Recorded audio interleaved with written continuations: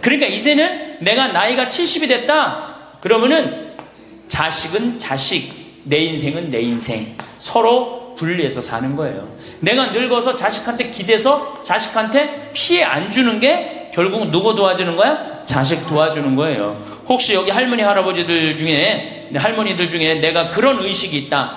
내가 늙어서 자식한테 호강을 받아야 되겠다. 이런 의식이 있으면 빨리 버리세요. 이제 나 혼자 내 인생 살아가야 된다. 그게 가장 중요한 생각이에요. 그래야지 나중에 자식도 부모한테 계속 사랑을 할 수가 있어요. 가기만 하면 원망하고, 이번 추석 때도 그런 사람들 많을 거야. 많이 싸웠을 거야. 응? 옆집 할망구는 아들이 와갖고 냉면도 사주고 갈비도 사줬다는데, 나는 큰 아들이 사줄래나 둘째 아들이 사줄래나 막내딸이 사줄래나, 근데 나한테 사주는 놈 한 놈 없다. 그러면 자식들이 지겨운 거예요. 하루 이틀 그 소리 하는 것도 아니고. 나는요, 냉면 먹고 싶으면요, 내 돈 주고 내가 가서 사 먹어요. 냉면 먹고 싶은 거 누구만 알아? 내가 지금 냉면 먹고 싶은 거 누구만 알아? 나만 아는 거야. 나만 아니까 누가 나한테 사줘야 돼? 내가 나한테 사줘야 되는 거야. 내가 나한테. 누구한테 그걸 사주기를 원해. 70, 80이 돼서. 그래서 제발 재산, 집, 자식한테 물려줄 생각하지 말고 집 은행에 담보로 맡기고 다 쓰다가 통장에 얼마만 남기고 주고? 이제 교육의 효과가 나옵니다.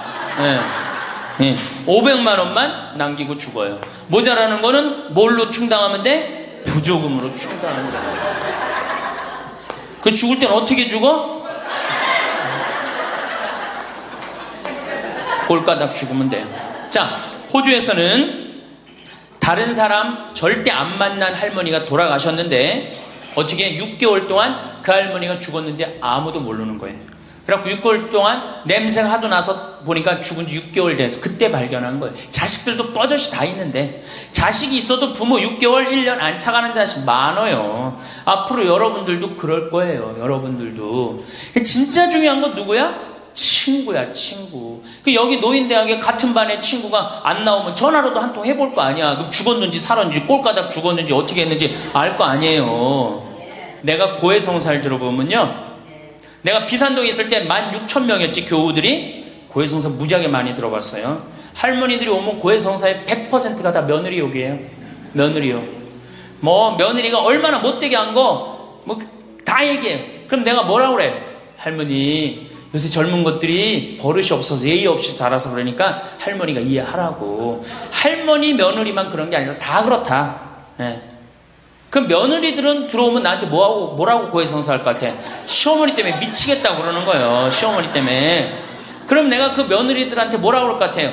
늙으면 다 그러니까, 니네 집만 그런 게 아니다. 늙으면 다 그러니까 신경 쓰지 말아라. 제가 그래요. 어쩔 수 없는 거예요. 어쩔 수 없는 거예요. 참 예수님. 네. 지금 우리 첫 강의 때는 우리가 지금 100년을 사는 시대가 왔다. 100년. 근데 대부분이 인생을 설계하는데 되게 어떻게 하느냐? 20살 때까지 공부하고 30살에 이거 준비해서 장가 가갖고 50까지 자식 다 키우고 60에 인생 설계를 대부분이 끝내요. 그러니까 우리나라는 이 40년 동안의 인생 설계가 자기가 돼 있는 분들이 거의 없어요. 40년 동안 내가, 우리 말에 이런 게 있지. 노세 젊어 노세 늙어지면 못 노나니. 그런 노래 있죠. 노세 젊어 노세 늙어지면 못 노나니. 이게 1950년대 나온 노래예요. 근데 1950년대 평균 연령이 46세였어요. 그러니까 늙을 때까지 살았어, 못 살았어요? 60 동네에서 아까 말씀드렸듯이 하나둘이에요, 하나둘. 그러니까 노세 젊어 노세 늙어지면 못 노나니. 왜 못 놀아? 빨리 죽으니까. 근데 이 노래가 틀린 노래예요. 어떻게 불러야 되냐? 노세 늙어지면 안 죽나니. 안 죽어. 에? 안 죽어. 그대로 가는 거예요, 그대로. 그러니까 노세 늙어지면 안 죽나니. 그러니까 이제 우리 할머니들은 자식들도 다 키웠고 노동도 끝났고 내가 말했듯이 할러데이, 휴가 받은 거, 인생의 휴가. 이 휴가 받은 이 인생 동안 뒷방에 쭈그리고 살 것이냐, 다녀보지 못한 데 다니고 먹고 싶은 거 못 먹은 거 먹고 다닐 거냐는 누가 결정하냐면 할머니들이 결정하는 거예요. 할머니들이. 예, 내가 남은 이 재산을 가지고 정말로 즐겁게 쓰다가 죽을 땐 정말 행복하게 죽을 거냐, 아니면 70부터 90까지 뒷방에 쭈그리고 앉아서 원망만 하고 저주만 하다가 죽을 거냐, 이게 차원이 굉장히 틀린 거예요. 그래서 우리가 인생을 한 번쯤 내 앞으로 20년이 남았다, 30년이 남았다, 이걸 한 번쯤 깊이 생각해 볼 필요가 있는 거예요. 그래서 이제 나이를 먹으면은 이제 뭐가 문제냐면은 외로움이 제일 먼저 찾아옵니다. OECD 국가 중에 우리나라가 노인 자살률이 1위입니다. 잘 사는 나라 중에 1위예요. 잘 사는 나라 중에 1위인데 일본보다 노인 자살률이 2배가 높아요. 일본보다. 우리가 1996년에는 10만 명당 할머니, 할아버지들이 자살하는 할머니들이 28명이었는데 2006년 10만 명당 50명이 훌쩍 넘어버려요. 50명이. 자식도 찾아오지 않고 특히 할머니나 할아버지 둘 중에 하나가 아파서 들어 눕거나 세상을 떠나면 급격히 우울해지는 거예요. 여기 우리 할머니들 아까 말씀 들어보니까 할아버지들 왜 안 모시고 왔냐고 그러니까 집 지켜야 된다고, 그리고 할머니들만 전부 다 오셨다고 그러는데, 우리 할머니들 지금 자식 걱정하고 자식 신경을 쓰는데 만약에 지금 할아버지가 돌아가시잖아요? 그럼 할머니들은 그날로 고아되는 거예요. 할아버지가 돌아가시는 날로 고아되는 거예요. 왜? 늙은 나랑 누가 밥, 아침, 점심, 저녁 같이 먹어줄 건데, 누가 나랑 같이 텔레비 봐줄 건데, 아무도 없어요. 오로지 남편이 있으니까 어떻게 같이 텔레비전도 보고 밥도 먹고. 혼자 먹는 거랑 같이 먹는 거랑 굉장한 차이가 나요. 혼자 먹는 거랑 같이 먹는 거랑. 그러니까 내가 내 남편이 죽었다, 그날로 고아되는 거예요. 그날로. 올 들어 일본에서 노인이 집에서 병간호하다가 배우자를 살해한 사건이 30건이 발생을 합니다. 그러니까 남편 주로 여자는 자기 남편이 쓰러져도 끝까지 그걸 보살피면서 살아요. 여자는. 근데 남자는요, 보살피다가 지치면요 죽여버려요. 그냥 너무너무 힘들으니까. 그러니까 제일 좋은 건 뭐야? 제일 좋은 거는 남편이 먼저 죽고 그 다음날 여자가 따라주는 게 제일 좋은 거예요. 네. 할아버지가 먼저 죽고 그 다음날 할머니가 따라주는 게 제일 좋은 거예요. 그러니까 할머니들이 쓰러지면 안 돼요. 할아버지들이 쓰러지면 이게 돌보는데 할머니들이 쓰러지면 안 돼요. 그래서 범행 후 대부분 뭐라 그래? 병간호가 너무 힘들었다, 지쳤다, 그렇게 얘기를 합니다. 올해 5월 26일에 부인을 살해한 할아버지가, 89살 할아버지가 85살짜리 할머니를 죽였어요. 이 할아버지가 대기업 출신으로서 정년퇴직하고 연금생활까지 버젓이 하는 할아버지예요. 근데 지난 작년 9월부터 부인이 파킨스병에 걸린 거예요. 부인이 우울증까지 이제 겹쳐갖고 한층 어려운 상황이 됐어요. 근데 할아버지가 정말로 성실하게 보살폈어요. 근데 3월 달에 할아버지가 이게 넘어져갖고 여기 대퇴부, 여기가 그냥 엉치뼈가 부러져 버린 거예요. 그러니까 이 병원 치료에도 불구하고 자꾸 힘들어지니까 어떻게 결국은 남에게 패 끼치니 차라리 죽는 게 낫다. 그러고 그냥 죽여버린 거예요. 근데 이때 이 판결이 어떻게 나왔느냐면은 할아버지가 할머니를 죽인 거를 엄중하게 추궁하면서도 부인이 병 때문에 이전과는 전혀 다른 사람이 된 것을 비관하여 동반 자살을 시도한 것에는 동정의 여지가 있다. 그러면서 3년 징역형을 하고 5년 집행유예를 내려요. 그러면서 마지막 할아버지한테 뭐라 그러냐면 할머니 명복을 빌어주라고. 그러니까 이제 감옥에는 안 넣는 거죠. 그래서 이제는 정말로 이 노년에 이게 지금 죽느냐 사느냐의 문제야. 외롭고 안 외로우냐의 문제. 이거 외로운 것처럼 무서운 병이 없어요. 제가 여기 생태마을에 이 혼자 밥 먹잖아요. 사정원에서 혼자 밥 먹어요. 그러면 혼자 밥 먹는 게 뭐가 재밌어요? 작년에 우리 집에 안식년하는 신부님이 두 분이 와 계신데 두 분하고 이렇게 밥 먹는데 밥 먹는 시간이 너무 재밌는 거예요. 얘기도 하고 뭐 누구 흉도 보고 뭐 무슨 일 얘기 잘 모르는 정보도 얘기하고 너무 텔레비전도요. 저는 혼자 텔레비전 보면 재밌을 것 같아요? 재미없어요. 나는 우차사나 개그 콘서트를 한 번도 본 적이 없어요. 근데 안식년하는 신부님 오고 난 다음부터 내가 우차사를 1년 내내 봤다니까. 혼자 보고 웃는 건 그거는 정말로 이상하잖아요. 혼자 보고 막 방에서 혼자 깔깔고 미친 거지. 혼자 보고 웃고. 근데 신부님하고 우리 나하고 안식년한 이용삼 신부님하고 같이 1년 동안 저녁에 우차사를 봐도 재밌고 뭘 봐도 재밌는 거야. 둘이가 그래서 좋은 거예요. 신부 그냥 혼자 밥 세끼 먹고 혼자 저녁에 텔레비전 보고 정말로 그거 쉬운 게 아니거든요. 근데 할머니들은 나는 원래 처음부터 그랬으니까 그거를 했는데 둘이 텔레비전 보고 둘이 밥 먹다가 어느 날 갑자기 둘 중에 하나가 죽었다. 그럼 그날로 고아되는 거예요. 그 외로운 시간을 자식들이 이해하지 못한단 말이에요. 절대 이해하지 못해요. 그래서 다정하고 아침부터 저녁까지 있었던 일을 얘기하겠어요? 뭘 얘기하겠어요? 근데 우리나라는 이 부부가 60 넘은 부부가 애인같이 살아야 되는데 이건 애인같이 사는 게 아니라 왼수같이 살아. 그래요 안 그래요?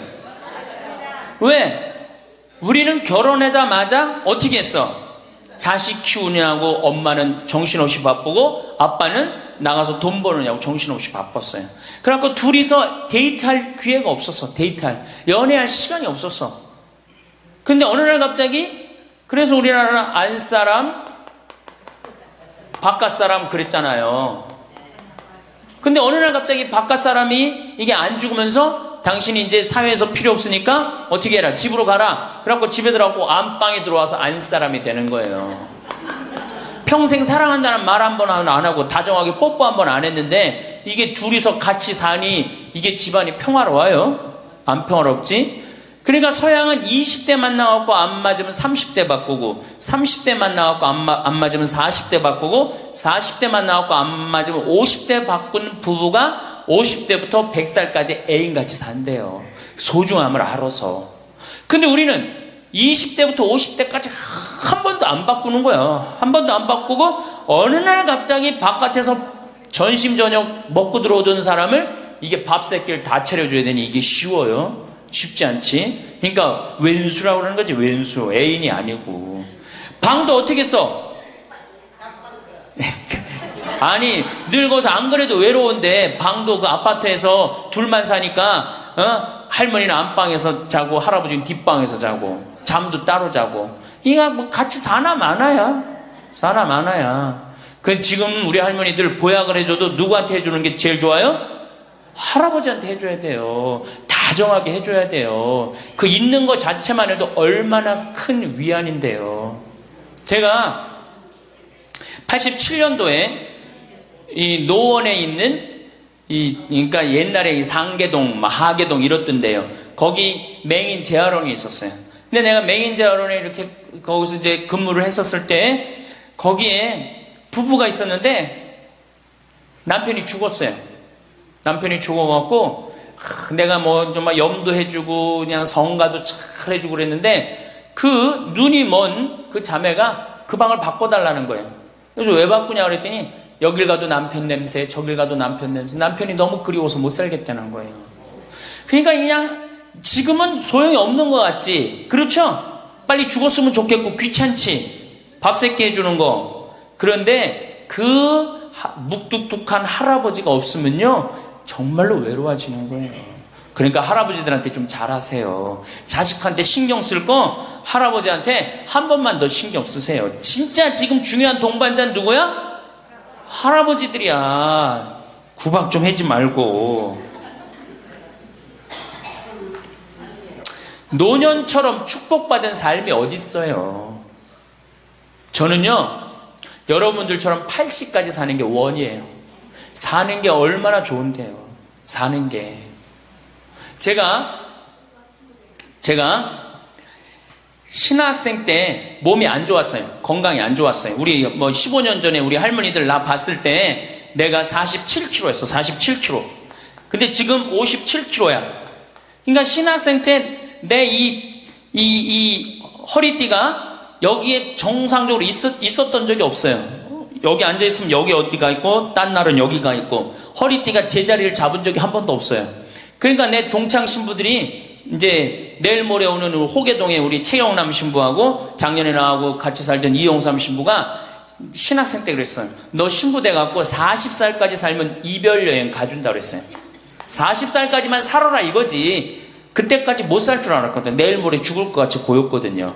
그래서 40살까지 살면은 큰 컨테이너 트럭 하나 거기다가 먹을 것 침대 다 해갖고 세계 구경시켜주겠다 그랬어요. 근데 내가 신부가 되고부터 건강해지기 시작하는 거예요.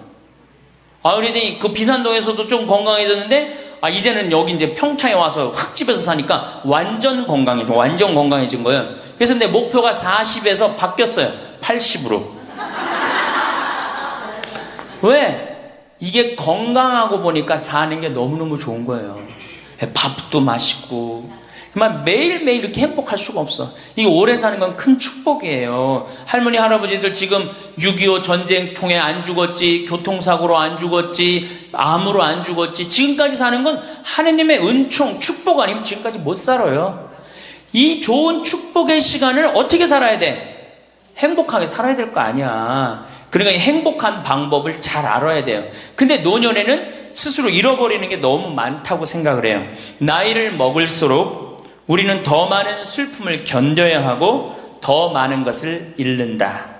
상실은 그야말로 노년의 가장 두드러진 단면이다. 친구들, 친척들, 배우자, 심지어 자녀들이 먼저 갈지도 모른다. 어제 100살 먹은 할머니 얘기를 들어보니까 자식들이 다 먼저 갔다는 거예요. 그러니까 먼저 가는 경우도 있어요. 지금 안 죽으니까. 그럴 때는 그 상실감이 훨씬 더 크다는 거예요. 그러니까 외로움이 점점 나이를 먹으면 먹을수록 증가하는 거죠. 외로움, 고독. 제일 무서운 거예요. 나이 먹어서. 상실은 단순히 죽음만을 뜻하지 않는다. 삶의 모든 측면이 상실의 영향을 받는 듯하다. 상실은 사회적, 경제적인 것에 국한되지 않는다. 그러니까 자꾸 내가 잃어가는 거, 육체적인 상실도 있다. 눈이 침침해지고 독서나 운전이 어려워져서 많은 즐거움을 주었던 활동이 곤란해진다. 노년은 외모에도 영향을 준다. 젊었을 땐 피부도 뽀얗고 정말 얼마나 예뻤어요. 여기 보니까 젊었을 때 한 미모 했을 할머니들이 내가 보니까 굉장히 많어. 그러면 기가 막혔을 텐데 외모에는 상실을 경험한 사람들은 그들의 경험을 다른 사람들과 나눌 수 있어야 한다. 다른 모든 형태의 활동과 마찬가지로 이것도 기도하는 마음으로 겸손하게 해야 한다. 그래서 이 외로움, 상실, 이때 가장 중요한 게 누구냐면 친구라는 거예요. 이 친구랑 함께 나누는 것처럼 중요한 게 없다는 거예요. 그런데 나이를 먹으면은 자식하고 같이 살다 보면 자식 이사 갈 때 이사 가요 안 가요? 따라가요 안 가요? 자식 이사 갈 때 따라가고 친구 한둘 죽기 시작하고 그러면서 자꾸 친구가 멀어지는 거예요. 이거 굉장히 안 좋은 거예요. 그래서 저도 우리 어머니 아버지 지금 수원 정자동에 사는데 아무데도 이사 가는 걸 제가 권하지 않아요. 거기서 30년 동안 살았는데 거기 친구들이 얼마나 많아요. 친구들하고 같이 살다가 친구들하고 어울려서 얘기도 하고 칼국수도 먹고 술도 한잔하고 그러시다가 그 동네에서 돌아가시라는 거예요. 미국 하버드 대학에서 이런 프로그램이 나왔어요. 그래서 살던 데서 죽도록. 우리가 늙으면 양로원 가면 되지 뭐 이러는 생각 많이 하시죠? 그런데 미국에서는 양로원 가는 게 10%도 안 돼요. 다 자기 살던 집에서 죽어요. 그게 가장 노년에 좋다는 거예요. 그러니까 할머니들도 어디 이사 갈 생각하지 말고 어떻게 살던 데서 살다가 죽는 게 제일 좋은 거예요. 누구랑? 친구랑. 아니 손자가 같이 놀아줘, 아들이 같이 놀아줘. 손자는 학원 다니기 바쁘고 학교 다니기 바쁘고, 근데 언제 같이 놀아줘? 그놈의 손자한테 용돈 줄 돈 있으면 그 돈 가지고 친구하고 냉면 사 먹는 게 훨씬 나은 거예요. 정신 똑바로 차려. 지금 막걸리 먹고 해롱해롱 할 때가 아니에요 지금.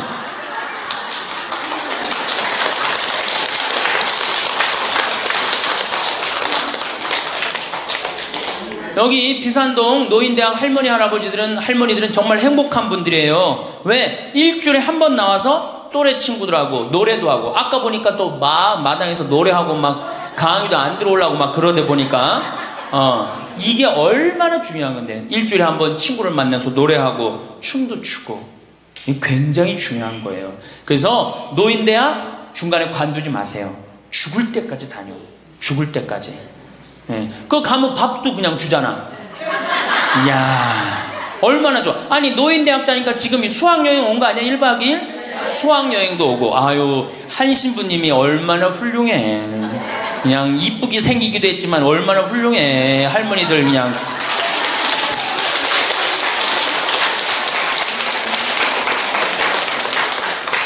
그래서 나는 우리나라 교육제도에 불만이 굉장히 많아요. 왜냐? 초등학교 6년, 중고등학교 6년, 대학교 4년 배워서 60까지 먹고 사는 거예요. 그렇죠? 초등학교 6년, 중고등학교 6년, 대학교 4년 배워서 60까지 울고 먹는 거예요. 그럼 25에서 60까지, 그럼 보통 한 30살 되면은 한 30년 울고 먹고 사는 거예요. 자, 60부터 지금 100살까지 살아. 그럼 몇 년이야? 40년이죠? 이 40년 울고 먹으려면 어떻게 해야 돼? 다시 학교 다녀야 돼요. 배워야 된다는 얘기예요. 그래서 여러분들 지금 대학 다니는 거 아니야? 노인대학? 그렇죠? 그러니까 이 노인대학이 천주교가 제일 잘하는 것 중에 하나가 뭐예요 지금? 노인대학이에요. 정말로 잘하고 있는 거예요.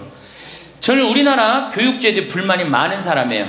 초등학교 6년, 중고등학교 6년, 대학교 4년을 배워서 60까지 산다면 60부터 100살까지 살려면 정규 학교가 생겨야 돼. 60부터 3년, 4년제 학교를 다녀야 돼. 그래서 지금 초등학교를 세우는 게 중요한 게 아니라 시니어, 노인 대학을 전부 다 동네마다 학교에 세워갖고 60살 되면은 아예 여기 의무 교육을 해야 돼. 4년 동안 배워갖고 나머지 100년, 40년 살 거를 재산 관리는 어떻게 하고, 건강 관리는 어떻게 하고, 친구 관리는 어떻게 하고, 본인이 이제까지 살아온 그 재능을 어떻게 키워주는 거. 그래서 이 학교 안 나오면 살지 말어. 100살까지.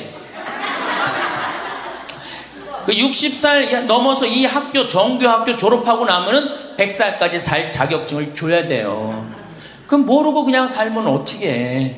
그래서 저는 이 정규학교, 우리나라가 진짜 훌륭한 나라 되려면은 60살 넘어서 동네마다 정규학교 난 세워야 된다고 생각해. 그리고 이 졸업장을 가져야만이 100살까지 살아야 돼요. 지금 한심하게 사는 할머니들 얼마나 많아요.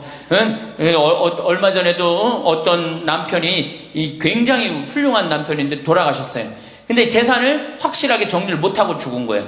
그 할머니 혼자 남았는데 자식이 서로 재산 분가한다고 싸워갖고 재판에 걸어갖고 할머니가 여기 가서 재판정에 서고 저기 가서 재판정에 서고. 이게 학교를 졸업하지 못해서 그래. 이 정규 학교를. 우리나라가 이 정규 학교가 없어서 그래요. 그러니까 우리 할머니들은 이 학교를 다녀야 되는데 우리나라 지금 교육제도가 지금 안 하고 있잖아.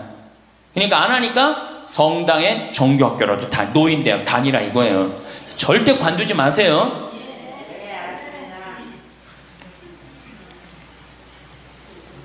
며칠 전에 능평성당에 70대 된 할머니 할아버지 네 부부가 여기 와서 2박 3일 동안 놀고 가셨어요. 네 부부가 바나 다 갖고 오고 쌀 반찬 다 갖고 왔어. 그럼 비싸지도 않지. 하루에 뭐 잠자는 거 하면 4만 5만 원이면 되니까 그 4일 동안 여기 와갖고 얼마나 근사하게 놀고 갔는지 몰라요. 그러니까 가능한 한 집에서 자주 벼야 돼. 집을 며느리하고 가능한 한 안 마주치는 게 좋은 거예요. 그래야지 며느리도 편안하지. 누구도 편안해? 나도 편안해요. 뒷방에서 쭈그리고 앉아있으면 알아주는 사람 아무도 없다 이거예요. 아무도 없어요. 그래서 뒷방에서 쭈그리고 앉아갖고 방 출입하지 않으면은요, 그렇게 뒷방에 깜깜하게 있으나 관 속에 깜깜하게 있으나 똑같은 거예요. 살아도 살아있는 게 아니란 말이에요. 그 살아있으려면 멋있게 살아있어야 될 거 아니야. 그러니까 놀러도 좀 가고. 이제 노년에 첫 번째, 외롭다. 말씀드렸어요. 외롭다. 예. 두 번째로는 노년에 이 자식들하고 문제예요. 자식들하고 갈등이 생기기 시작해요. 내가 이렇게 많이 쏟아 넣었는데 너는 나한테 해주는 게 뭐가 있느냐, 이렇게 계속 섭섭해요. 근데 사실 자식들도 살기 힘들어요. 생각해봐. 자식들 아파트 청약 보야지, 애들 학원 보내야지, 전기세 내야지, 전화비 내야지, 먹어야지. 그렇죠? 그 자가용 타고 다니면 요즘 기름값 올라가면 기름값 내야지. 아프면 또 저기 뭐 병원 가야지. 대충 따져보니까 한 달에 최소한 라면만 먹어도요 150만 원에서 180만 원이 들어가요. 그럼 나 먹고 살기도 힘든데 죽지도 않는 어머니 아버지 오랫동안 계속 잘 모실 수 있어요? 잘 모실 수가 없어요. 그걸 바라는 것도 사실은 미안한 거예요. 미국은 집으로 깔고 있는 게 30%, 금융자산이 70%예요. 할머니, 할아버지들이. 집으로 깔고 있는 게 30%, 금융자산이 70%예요. 그래갖고 70%를 쓰다가 죽어요, 미국은. 우리나라는 집으로 깔고 있는 게 90%, 금융자산이 10%야. 그러니까 뭐 하고 싶어도 돈 있어요, 없어요? 돈이 없는 거야. 오로지 뭐만 하나 쥐고 앉아있는 거야? 집만 하나 쥐고 앉아있는 거야. 그 쥐고 앉아서 죽을 때 누구한테 물려주려고? 자식한테 물려주려고. 그런데 문제는 뭐냐? 자식이 그 집을 물려받을 때 몇 살이에요? 70이에요. 내가 90에서 지금 대개 100살에 죽는단 말이야. 그럼 자식이 몇 살에 그 집 물려받아? 70에 물려받아. 70에 물려받은 의미가 있어요, 없어요? 의미가 없어요. 차라리 이 집 정리해갖고 나도 맛있는 거 먹고 구경하고 싶은 거 구경하고 돌아다니고 싶은 거 돌아다니다가 자식한테 자식도 같이 쓰다가 죽는 게 낫지. 집 남겨놓으면 반은 국가가 갖고 가고 반은 네가 더 갖느냐 내가 더 갖느냐 싸운단 말이에요. 반은. 우리 어머니 아버지를 제가 작년에 성지순례를 모시고 왔어요. 근데 어머니 아버지한테 그랬어. 어머니, 예수님 태어난 데는 봐야 될 거 아니냐. 아버지, 이 교황님 사는 베드로 성전은 봐야 될 거 아니야. 그렇게 신앙생활을 했으면은. 근데 아버님이 77, 어머니가 75이었을 때 내가 모시고 왔어요. 그랬더니 아버지, 어머니가 그러는 거야. 아유, 길에서 죽기 싫다는 거예요. 비행기 14시간 타기 싫다는 거예요. 우리 외삼촌이 미국에 가서 돌아가셨거든요. 여행 갔다가. 그래서 내가 그랬어요. 걱정하지 말라고. 그리고 자식들이 이미 돈을 다 모아놨기 때문에 어머니 아버지 이거 취소하면 안 된다고. 그래 3달 전에 가서 말씀을 드리니 2달 전에 집에 가보니까 어머니 아버지가 손잡고 산에 올라갔다 내려갔다 하더라고. 길에서 안 죽으려고. 한 달 전에 가보니까 여행 옷 다 입고 뭐 운동화도 다 했어요. 제가 여행을 모시고 갔는데 비행기에선 잘 자고 중간에 뭐 2번에 밥 나오네 2번 다 먹고 또 잘 주무시고 성지에 딱 그 순례를 하는데 제일 먼저 일어나고 제일 앞장서서 걸어가고 제일 잘 먹는 거. 잠도 잘 자고. 누가 77이라고 그래요. 그래갖고 토요일날 밤 10시에 집에 들어왔어요. 한국에 들어와갖고 나하고 한 15분이 우리 어머니 아버지하고 성주순례를 갔는데 다음날 10시에 내가 전화를 했어요. 10시에 전화를 했는데 성주순례 갔다 온 분들 다 괜찮은가 확인했는데 다 비몽사몽 전화를 받는 거예요. 40대 50대 된 분들이 갔었는데 근데 집에 전화했는데 어머니 아버지가 전화를 안 받는 거예요. 걱정이 되고 계속 전화를 했는데 2시에 이제 통화가 됐어요. 아유, 왜 전화 안 받느냐고. 아버지는 약수터에 물 들어가고요, 어머니는 머리하러 가신 거야. 그렇게 13일 동안을 여행을 갔다 오고 다음 날도 안 죽어요. 지금 77, 75 말도 아니에요. 그렇게 모시고 여행을 갔다 왔더니 지난달에 내가 집에 가고 어머니 아버지하고 전심 같이 갈비 먹었어요. 그야말로 갈비를 먹는데 어머니가 그러는 거예요. 신부님, 작년에 신부님이 저기 막 성주순례 유럽 갔다 온다고 여행 가방을 이쁜 걸 사주었는데 집에 그 여행 가방이 이렇게 앉아 있는데 여행 가방이 너무 아깝다고. 저 여행 가방이 또 가자 이거지. 그래서 제가 그랬어요. 알았다고. 올해는 경제가 어려우니까 내년에 내가 모시고 가겠다고. 그래서 내년 모시고 갈 계획이에요. 왜? 이제는 인생이 휴가란 말이야.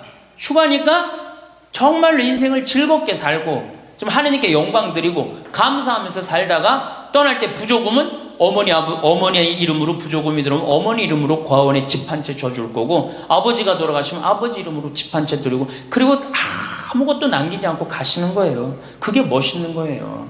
그러니까 제발 욕심을 버리세요. 내 자식, 내 새끼 이 욕심을 버려. 우리가 하늘나라를 지향하는 사람들 아니야? 근데 뭐 이렇게 세상에 욕심이 많아. 하늘나라에 지향하는 사람들이. 그래서 우리 할머니들 제발 내가 자식한테 집 물려준다는 생각하지 말고, 그거 아까 조사해보니까 4억에서 5억 정도 한다며요. 내일 집에 돌아가면 바로 은행에 가세요. 응? 그래갖고 바로 은행에 잡혀갖고 한 달에 2억이면 20년 쓸 수 있어요. 한 달에 200만 원. 그러니까 100만 원씩. 한 달에 100만 원이면 쓸만해, 안 쓸만해요? 쓸만하죠? 예, 그건 뭐 내가 이제 다음 시간에 말씀을 드릴 거예요. 자, 외롭고 친구가 없고 그 다음에 자식하고 관계가 안 좋아져요. 그 다음에 나이를 먹으면은 몸이 여기저기에 아파요. 잘생기고 이뻤던 얼굴에 검버섯이 피죠. 그렇죠? 곱고 이뻤던 얼굴이 쭈글쭈글해지고, 그렇죠? 예. 당뇨병이 생겨서 기력도 빠지고, 관절염이 생겨서 무릎도 아프고, 골다공증이 생겨서 넘어지기만 해도 뼈가 부러지고, 심장병도 생기고, 또 치매까지 걸리면 자식인지 누군지 구분도 못하고, 예? 여기가 하늘인지 땅인지, 예? 그것도 구분 못하고, 고혈압으로 쓰러져 갖고 다리 한쪽 질질 끌고 다니고, 그런 거를 주위에서 자꾸 보면 자꾸 자신감이 있어요, 없어요? 없죠? 그런데 이런 사람들은 극히 드물다는 거예요. 그리고 여기 있는 할머니들은 지금 안양에서부터 여기까지 관광버스 타고 2시간 반 동안 왔죠? 그러니까 여기 있는 할머니들은 적어도 100살까지 전혀 문제없이 살 할머니들이에요. 100살까지. 왜? 지금 근력은 100살까지 관리만 잘하면 100살까지 산단 말이에요. 관리만. 그리고 살다가 죽을 때는 어떻게 죽을 수 있는 가능성이 많은 할머니들이야? 꼴까닥 죽을 수 있는 가능성이 많은 할머니들이에요. 자, 그러니까 할머니들이 이제 운동을 잘 하셔야 돼요. 그냥 늙었다고 난 늙었다 이걸로 끝나는 게 아니에요. 우리 할머니들, 며느리들한테 섭섭한 할머니들 많죠? 100명이면 99명이 며느리한테 섭섭해요. 100명이. 맞죠? 네. 아유, 솔직해네. 비산동 할머니들이. 왜 내가 100명이면 99명이 며느리한테 섭섭하냐면, 내가 고해성사를 들어보면요, 내가 비산동에 있을 때 16,000명이었지, 교우들이. 고해성사 무지하게 많이 들어봤어요. 할머니들이 오면 고해성사의 100%가 다 며느리 욕이에요. 며느리 욕. 뭐 며느리가 얼마나 못되게 한 거 뭐 다 얘기해요. 그럼 내가 뭐라고 그래? 할머니, 요새 젊은 것들이 버릇이 없어서 예의 없이 자라서 그러니까 할머니가 이해하라고. 할머니, 며느리만 그런 게 아니라 다 그렇다. 예. 그럼 며느리들은 들어오면 나한테 뭐라고 고해성사할 것 같아? 시어머니 때문에 미치겠다고 그러는 거예요. 시어머니 때문에. 그럼 내가 그 며느리들한테 뭐라고 그럴 것 같아요? 늙으면 다 그러니까, 니네 집만 그런 게 아니다. 늙으면 다 그러니까 신경 쓰지 말아라. 제가 그래요. 어쩔 수 없는 거예요. 어쩔 수 없는 거예요. 자, 그런데 할머니들하고 며느리들하고 입장을 조금 생각을 해봐. 자, 우리 할머니들 자식들 키웠을 때, 막 키웠을 때 태어났어. 막 손가락에 꼬무락거리고 막 저기 막 옹알이하고 이뻐요, 안 이뻐요? 아, 이놈이 일어났어. 뻗떡. 그래갖고 걸으면 한 걸음 뛰었을 때 흥분돼요, 안 흥분돼요? 흥분되죠? 걸어. 그럼 기가 막히게 행복하죠? 그 행복은 아마 생각해봐. 기가 막히게 행복했을 거야. 거기다 엄마라고 그래봐. 어때요? 아, 막 죽지, 엄마라고 그러면은. 막 죽어, 엄마라고 그러면은. 거기다가 이제 애가 가방 들고 막 학교 갔다가 뛰어왔다 하고, 아, 이놈이 키가 중학교, 고등학교 됐는데 나보다 더 커져. 뿌듯해요, 안 뿌듯해요? 이게 키우는 맛이요, 보통 큰 맛이 아니에요. 그런데 반대로 입장을 바꿔놓고 이제 생각을 해보면, 우리 어머니가 70이 됐어. 문을 열고 나오면은 아이고 그런단 말이야. 부모는 자식을 키우는 재미에 정말로 푹 빠져있지만, 자식은 부모가 죽어가는 걸 본단 말이야. 얘야 눈이 좀 안 보인다. 보니까 백내장이 걸렸어. 눈이 또 났더니 얘야 무릎이 아프다. 그러니까 무릎에 여기 그냥 저기 물렁뼈가 다 없어졌고 그 뼈 수술해줬어. 그러니까 문 열고 나오면 아이고 좋아질 가능성이 있어요? 점점 나빠져요? 점점 점점 죽어가는 걸 보는 거예요. 누가 더 기쁠 것 같아? 자식을 키울 때가 기쁠 것 같아? 죽어가는 부모를 보는 게 기쁠 것 같아요? 여기는 안타까움, 짜증, 의무감 이런 게 들었어. 여기는 기쁨이 있고. 그러니까 우리 할머니들 자식들한테 나한테 왜 이렇게 섭섭하게 하나 원망할 필요가 없어요. 그 죽어가는 걸 보는 건 그 슬픈 거예요. 그건 외로운 거예요. 이게 정말 좋은 건 뭐야? 그 모습을 자식한테 안 보이는 거예요. 따로 떨어져서 사는 게 제일 좋은 거예요. 따로 떨어져서 사는 게.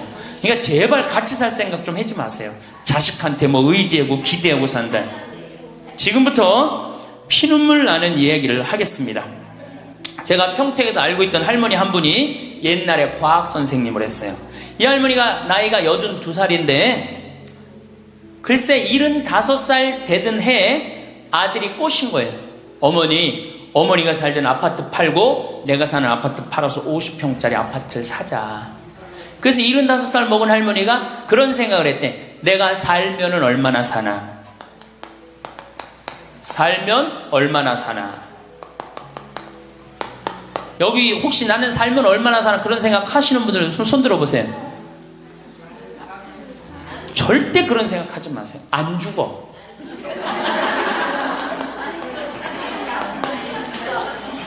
얼마 전에 102살 먹은 할머니한테 인터뷰를 했어요. 기자가. 할머니 제일 후회스러운 게 뭐예요? 그랬더니 70살에 그랬대. 내가 살면 얼마나 사나? 내일 모레면 죽겠지. 내일 모레면 죽겠지. 그런 생각을 했대요. 그래서 자식들이 어머니 어디 여행 갑시다. 그럼 내가 살면 얼마나 사는데 무슨 여행이냐. 니네들이나 갔다 와라. 난 여기 있을 테니까. 그러는데 80이 돼도 안 죽더래요. 80이 돼갖고 그런 생각을 했대. 이젠 진짜 내일 모레면 죽을 거다. 내일 모레면 죽을 거다. 어머니 내가 갈비 사드릴 테니까 갈비 니네나 먹으러 가라. 난 내일 모레면 죽을 건데 무슨 갈비가 필요하냐. 그리고 뒷방에 있었다는 거예요. 근데 90이 됐는데 그때도 안 죽더래요. 그래갖고 90이 돼갖고 진짜 내일 모레면 죽을 거다. 진짜 내일 모레. 그리고 100살까지 산 거예요. 이 할머니가. 제일 후회되는 게 뭐냐 그러니까 30년 동안 내일 모레면 죽을 거다. 그리고 뒷방에 앉아있던 게 제일 후회된다는 거예요. 30년이 짧은 세월이에요? 그 30년 동안 돌아다니고 먹고 싶은 거 먹고 만나고 싶은 친구 만나고 노인대학에 나오면 춤 시간도 있죠. 춤도 추고 박수도 치고 그랬으면 그 30년이 축복의 30년이야? 저주의 30년이야? 축복이죠? 근데 그 할머니는 어떻게 사는 거야? 저주의 30년을 사는 거예요. 어쨌든 이 할머니가 내가 살면 얼마나 사나? 손자 얼굴이나 보고 자식이나 밥이나 먹고 같이 살아야 되겠다. 그리고 그 집을 팔아갖고 아들 이름으로 다 해주고 들어온 거예요. 들어오는 순간 자식하고 살아요? 누구하고 살아요? 며느리하고 살죠. 며느리가 그동안 시어머니하고 안 살았는데 학교 선생님을 했으니 얼마나 꼬장꼬장해요. 챙견을 얼마나 하겠어. 이거 챙견 저거 챙견. 그래 며느리 미쳐 안 미쳐? 미치죠. 며느리 성당도 나가기 싫은 거. 시어머니 열심히 나가는 성당. 그러니까 어떻게 성당 안 나가는데 성당 안 나간다고 또 욕하고. 그러니까 점점 원수가 되는 거예요. 그러니까 며느리가 나 어머니랑 밥 먹는 거 체하니까 안 된다. 어머니 들어가갖고 방에서 들어가 먹어라. 밥도 같이 못 먹는 거 방에 들어가고 혼자 먹는 거예요. 손자하고 밥 먹으려고 합쳤는데 구박을 받는 거지. 하루는 날 찾아갖고 신부님 머리 좀 만져보라는 거예요. 머리를 만져보니까 혹이 이렇게 2개가 났어. 보온병으로 며느리가 때린 거예요. 아니 60 먹은 며느리가 80 먹은 며느리랑 싸우면은 누가 이겨요? 60 먹은 며느리가 이기게 돼 있어요. 30대 며느리는 울면서 참지만 60대 된 며느리는 안 참아요. 같이 싸우지. 그래갖고 혹이 이렇게 2개가 나서 왔어요. 할머니 왜 그러고 사냐. 나하고 저 소송 걸자. 그럼 지금 아파트가 8억이니까 할머니 25평 그쪽 25평이니까 4억이니까 할머니 4억 찾아갖고 우리 집에 오면은 내가 죽을 때까지 평창에서 모시고 살겠다. 4억이면 그래 82이니까 100살까지면 4억이면 살거든요. 그래 살자. 그래갖고 나하고 고소장을 다 썼어요.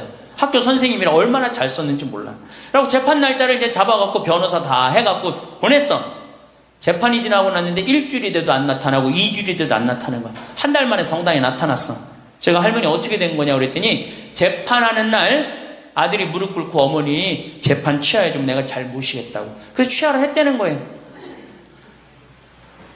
그게 취하를 한 거, 그래 할머니 그럼 나한테 뭐야 그래 날 나쁜 놈으로 만들었느냐, 자식 욕하고 며느리 욕하게 만들었느냐, 신부님 자식 이기는 부모 어디 있느냐고, 자식이 잘하겠다는데 어떻게 내가 그거를 우기느냐고. 이미 80 넘어서 자식이 아니에요, 왼수예요, 왼수.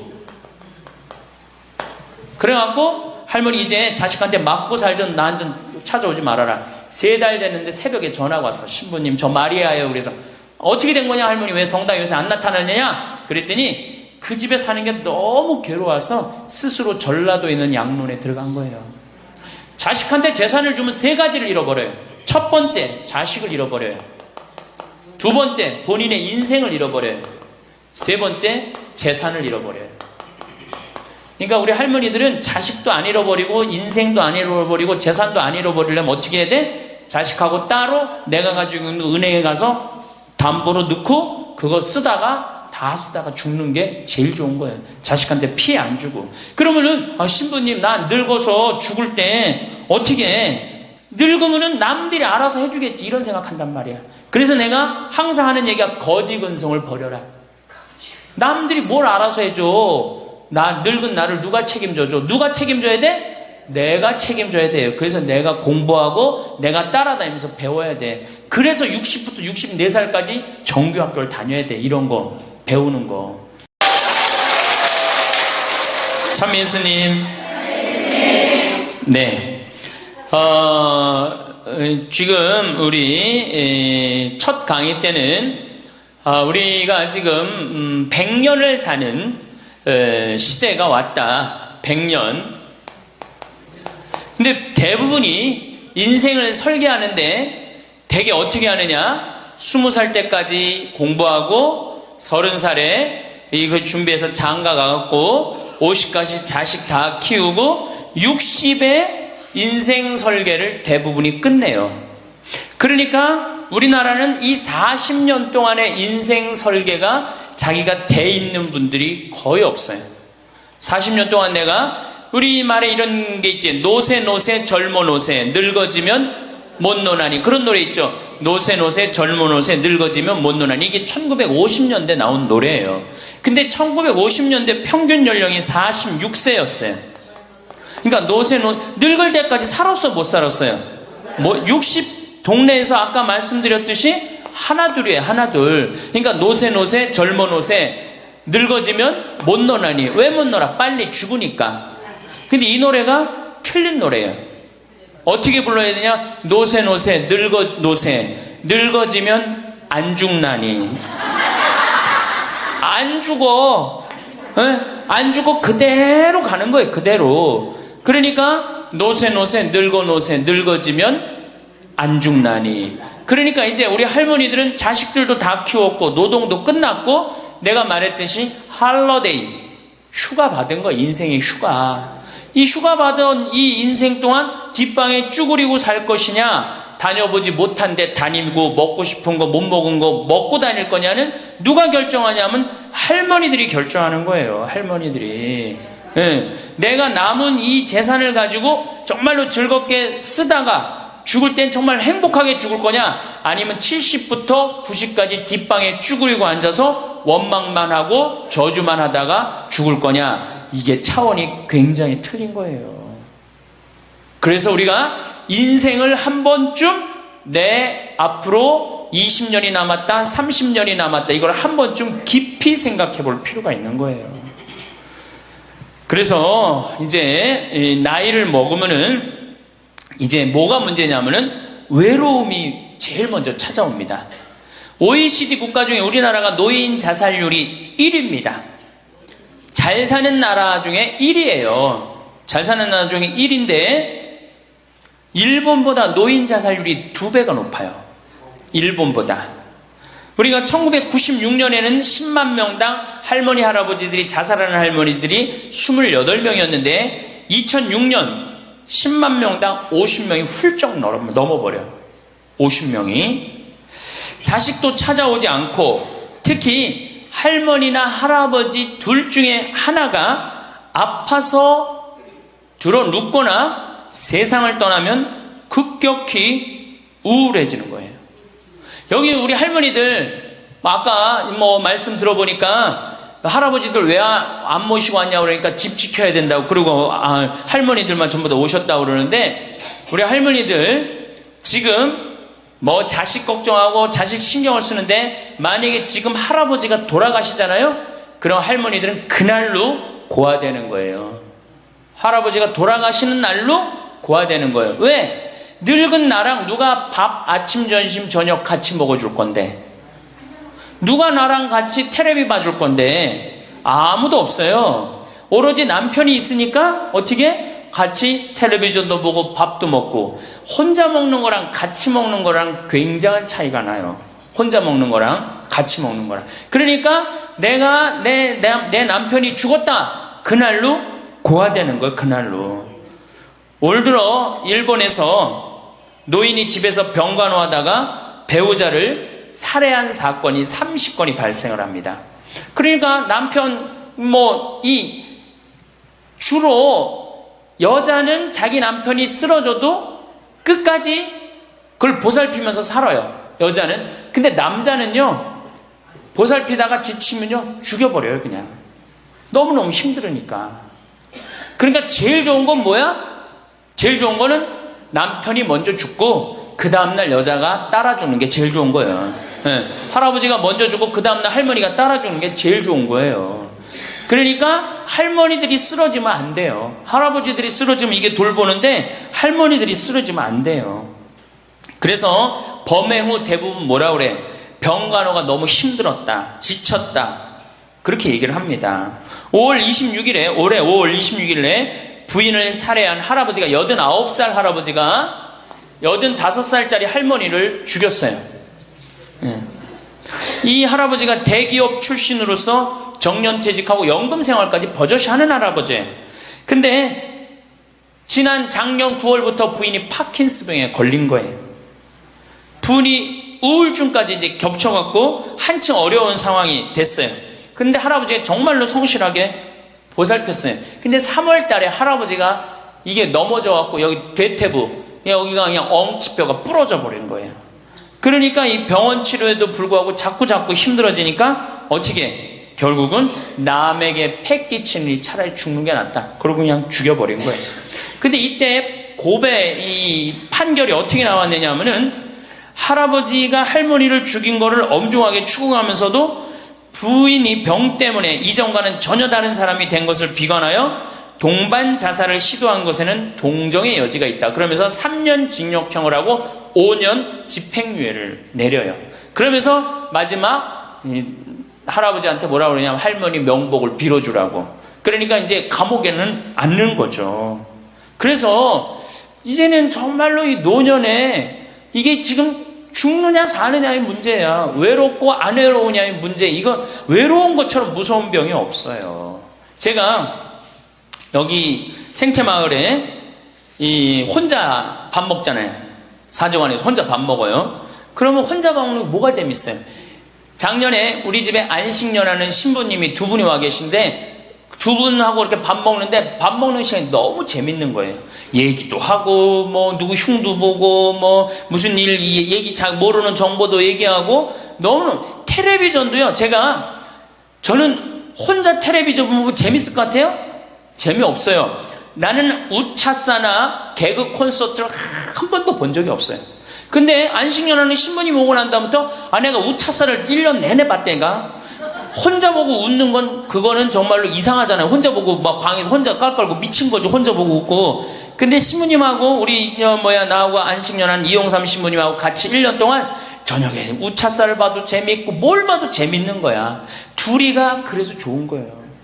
신부 그냥 혼자 밥 세끼 먹고 혼자 저녁에 텔레비전 보고, 정말로 그거 쉬운 게 아니거든요. 근데 할머니들은, 나는 원래 처음부터 그랬으니까 그거를 하려는데, 둘이 텔레비전 보고 둘이 밥 먹다가 어느 날 갑자기 둘 중에 하나가 죽었다. 그럼 그날로 고아되는 거예요. 그 외로운 시간을 자식들이 이해하지 못한단 말이에요.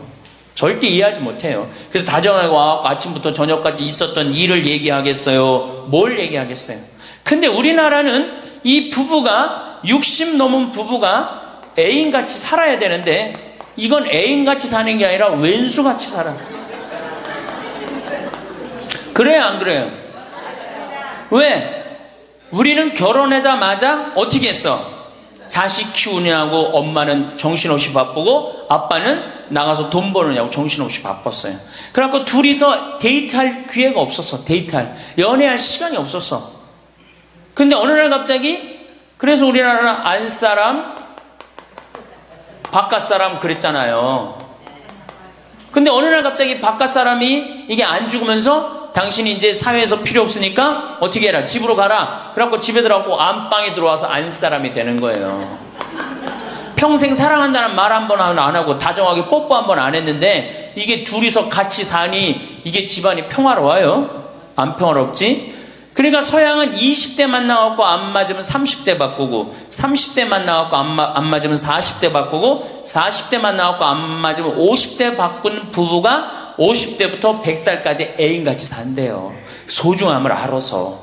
근데 우리는 20대부터 50대까지 한 번도 안 바꾸는 거야. 한 번도 안 바꾸고 어느 날 갑자기 바깥에서 전심 저녁 먹고 들어오던 사람을 이게 밥 새끼를 다 차려줘야 되니 이게 쉬워요? 쉽지 않지. 그러니까 왼수라고 그러는 거지. 왼수, 애인이 아니고.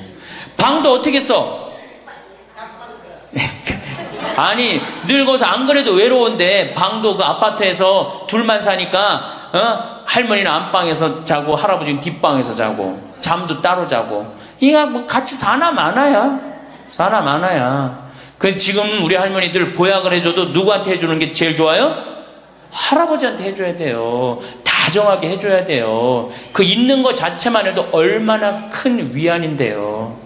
제가 87년도에 이 노원에 있는 그러니까 옛날에 이 상계동, 하계동 이렇던데요. 거기 맹인 재활원이 있었어요. 근데 내가 맹인 재활원에 이렇게 거기서 이제 근무를 했었을 때 거기에 부부가 있었는데 남편이 죽었어요. 남편이 죽어갖고 내가 뭐 정말 염도해주고 그냥 성가도 잘 해주고 그랬는데 그 눈이 먼 그 자매가 그 방을 바꿔달라는 거예요. 그래서 왜 바꾸냐 그랬더니 여길 가도 남편 냄새, 저길 가도 남편 냄새, 남편이 너무 그리워서 못 살겠다는 거예요. 그러니까 그냥 지금은 소용이 없는 것 같지. 그렇죠? 빨리 죽었으면 좋겠고 귀찮지. 밥 새끼 해주는 거. 그런데 그 묵뚝뚝한 할아버지가 없으면요 정말로 외로워지는 거예요. 그러니까 할아버지들한테 좀 잘하세요. 자식한테 신경 쓸 거 할아버지한테 한 번만 더 신경 쓰세요. 진짜 지금 중요한 동반자는 누구야? 할아버지들이야. 구박 좀 하지 말고. 노년처럼 축복받은 삶이 어딨어요. 저는요 여러분들처럼 80까지 사는 게 원이에요. 사는 게 얼마나 좋은데요. 사는 게. 제가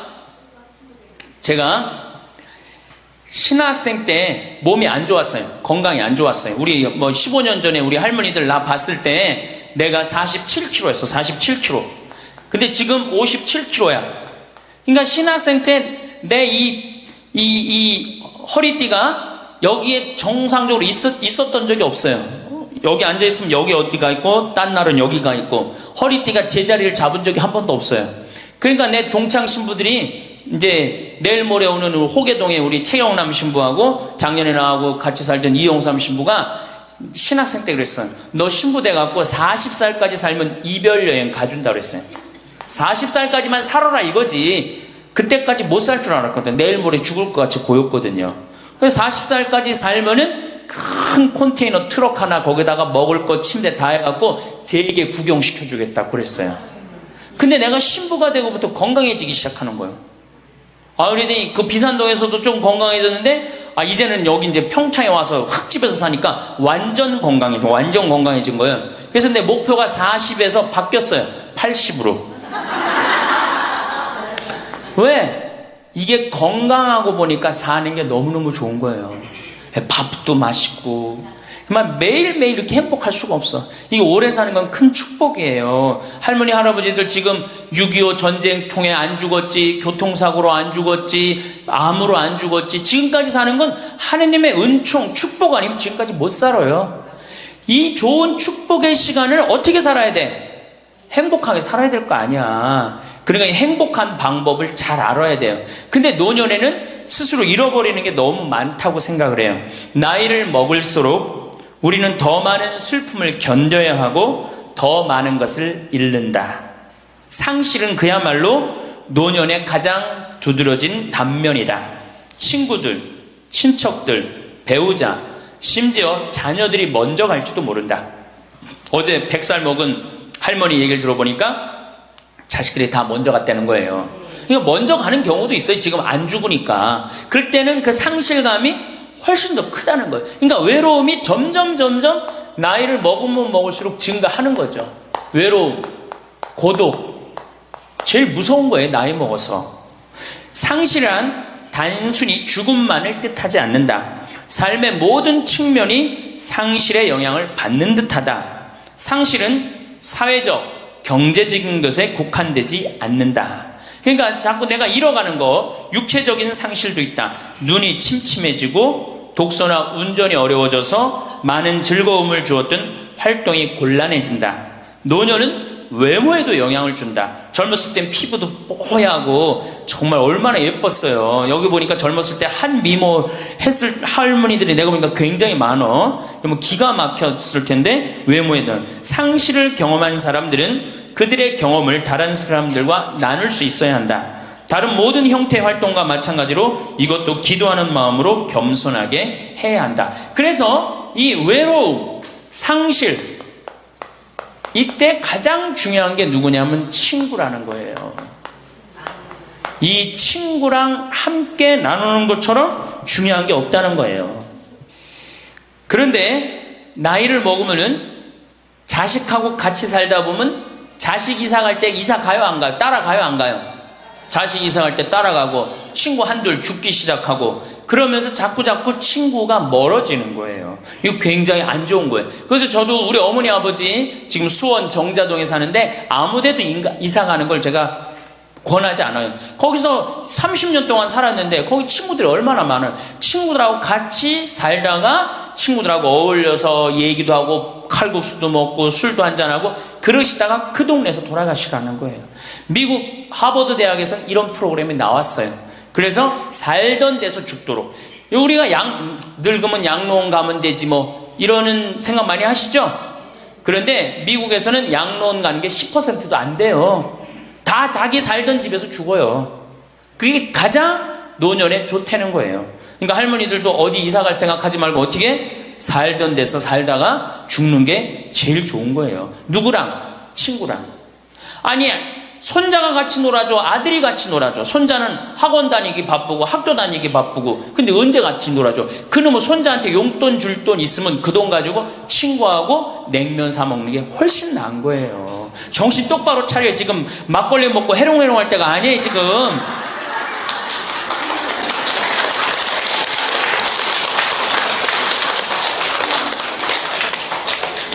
여기 비산동 노인대학 할머니들은 정말 행복한 분들이에요. 왜? 일주일에 한 번 나와서 또래 친구들하고 노래도 하고, 아까 보니까 또 마당에서 노래하고 막 강의도 안 들어오려고 막 그러다 보니까 이게 얼마나 중요한 건데. 일주일에 한 번 친구를 만나서 노래하고 춤도 추고, 이게 굉장히 중요한 거예요. 그래서 노인대학 중간에 관두지 마세요.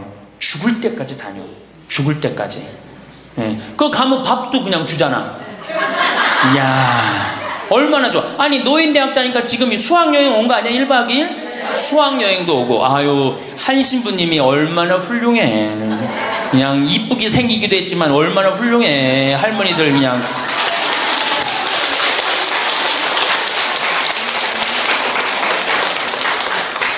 그래서 나는 우리나라 교육제도에 불만이 굉장히 많아요. 왜냐? 초등학교 6년, 중고등학교 6년, 대학교 4년 배워서 60까지 먹고 사는 거예요. 그렇죠? 초등학교 6년, 중고등학교 6년, 대학교 4년 배워서 60까지 울고 먹는 거예요. 그럼 25에서 60까지. 그럼 보통 한 30살 되면은 한 30년 울고 먹고 사는 거예요. 자, 60부터 지금 100살까지 살아. 그럼 몇 년이야? 40년이죠? 이 40년 울고 먹으려면 어떻게 해야 돼? 다시 학교 다녀야 돼요. 배워야 된다는 얘기예요. 그래서 여러분들 지금 대학 다니는 거 아니야? 노인대학? 그렇죠? 그러니까 이 노인대학이 천주교가 제일 잘하는 것 중에 하나가 뭐예요 지금? 노인대학이에요. 정말로 잘하고 있는 거예요. 저는 우리나라 교육제도에 불만이 많은 사람이에요. 초등학교 6년, 중고등학교 6년, 대학교 4년을 배워서 60까지 산다면 60부터 100살까지 살려면 정규학교가 생겨야 돼. 60부터 3년, 4년제 학교를 다녀야 돼. 그래서 지금 초등학교를 세우는 게 중요한 게 아니라 시니어, 노인 대학을 전부 다 동네마다 학교에 세워갖고 60살 되면은 아예 여기 의무 교육을 해야 돼. 4년 동안 배워갖고 나머지 100년, 40년 살 거를 재산 관리는 어떻게 하고, 건강 관리는 어떻게 하고, 친구 관리는 어떻게 하고, 본인이 이제까지 살아온 그 재능을 어떻게 키워주는 거. 그래서 이 학교 안 나오면 살지 말어, 100살까지. 그 60살 넘어서 이 학교, 정규학교 졸업하고 나면은 100살까지 살 자격증을 줘야 돼요. 그럼 모르고 그냥 살면 어떻게 해. 그래서 저는 이 정규학교, 우리나라가 진짜 훌륭한 나라 되려면은 60살 넘어서 동네마다 정규학교 난 세워야 된다고 생각해. 그리고 이 졸업장을 가져야만이 100살까지 살아야 돼요. 지금 한심하게 사는 할머니들 얼마나 많아요. 얼마 전에도 어떤 남편이 굉장히 훌륭한 남편인데 돌아가셨어요. 근데 재산을 확실하게 정리를 못하고 죽은 거예요. 그 할머니 혼자 남았는데 자식이 서로 재산 분가한다고 싸워갖고 재판에 걸어갖고 할머니가 여기 가서 재판 정해쓰고 저기 가서 재판 정해쓰고. 이게 학교를 졸업하지 못해서 그래. 이 정규 학교를. 우리나라가 이 정규 학교가 없어서 그래요. 우리 할머니들은 이 학교를 다녀야 되는데 우리나라 지금 교육제도가 지금 안 하고 있잖아. 그러니까 안 하니까 성당에 정규 학교라도 노인대학 다니라 이거예요. 절대 관두지 마세요.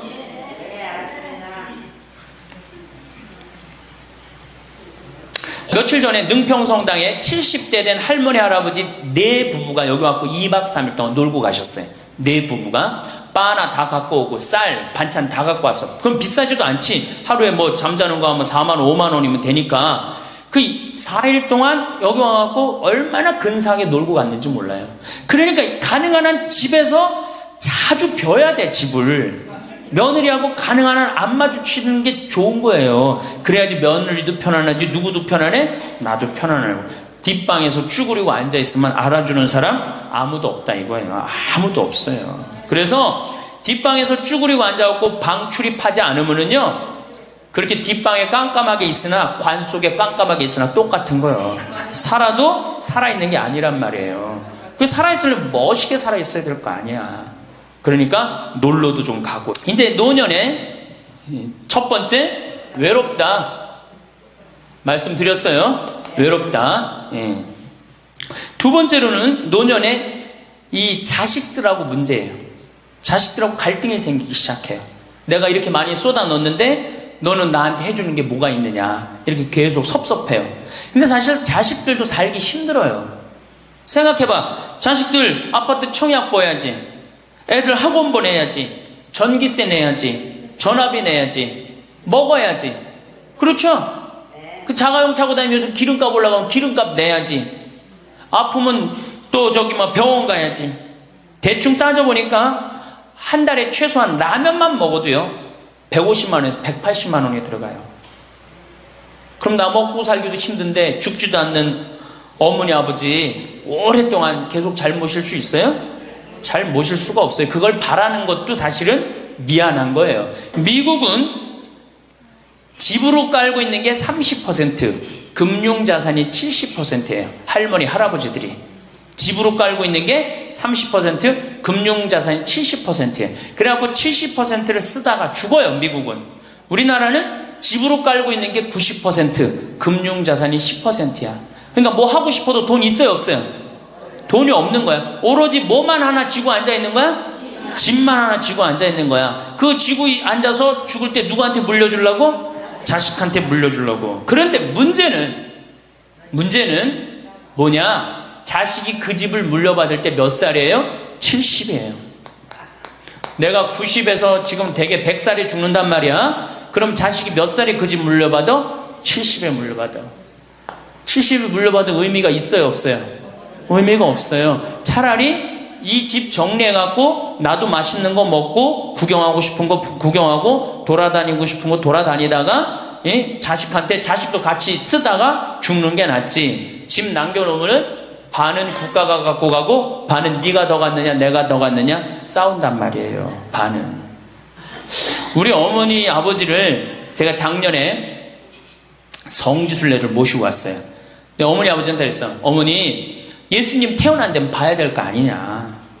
아버지 이 교황님 사는 베드로 성전은 봐야 될 거 아니야. 그렇게 신앙생활을 했으면은. 근데 아버님이 77, 어머니가 75이었을 때 내가 모시고 갔어요. 그랬더니 아버지, 어머니가 그러는 거야.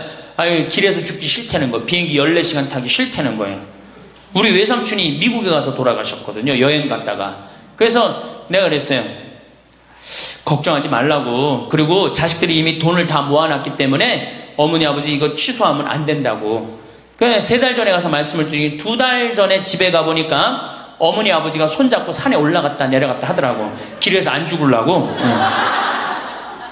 한 달 전에 가보니까 여행 옷 다 입고 뭐 운동화도 다 했어요. 제가 여행을 모시고 갔는데 비행기에선 잘 자고 중간에 뭐 2번에 밥 나오는데 2번 다 먹고 또 잘 주무시고 성지에 딱 그 순례를 하는데 제일 먼저 일어나고 제일 앞장서서 걸어가고 제일 잘 먹는 거. 잠도 잘 자고.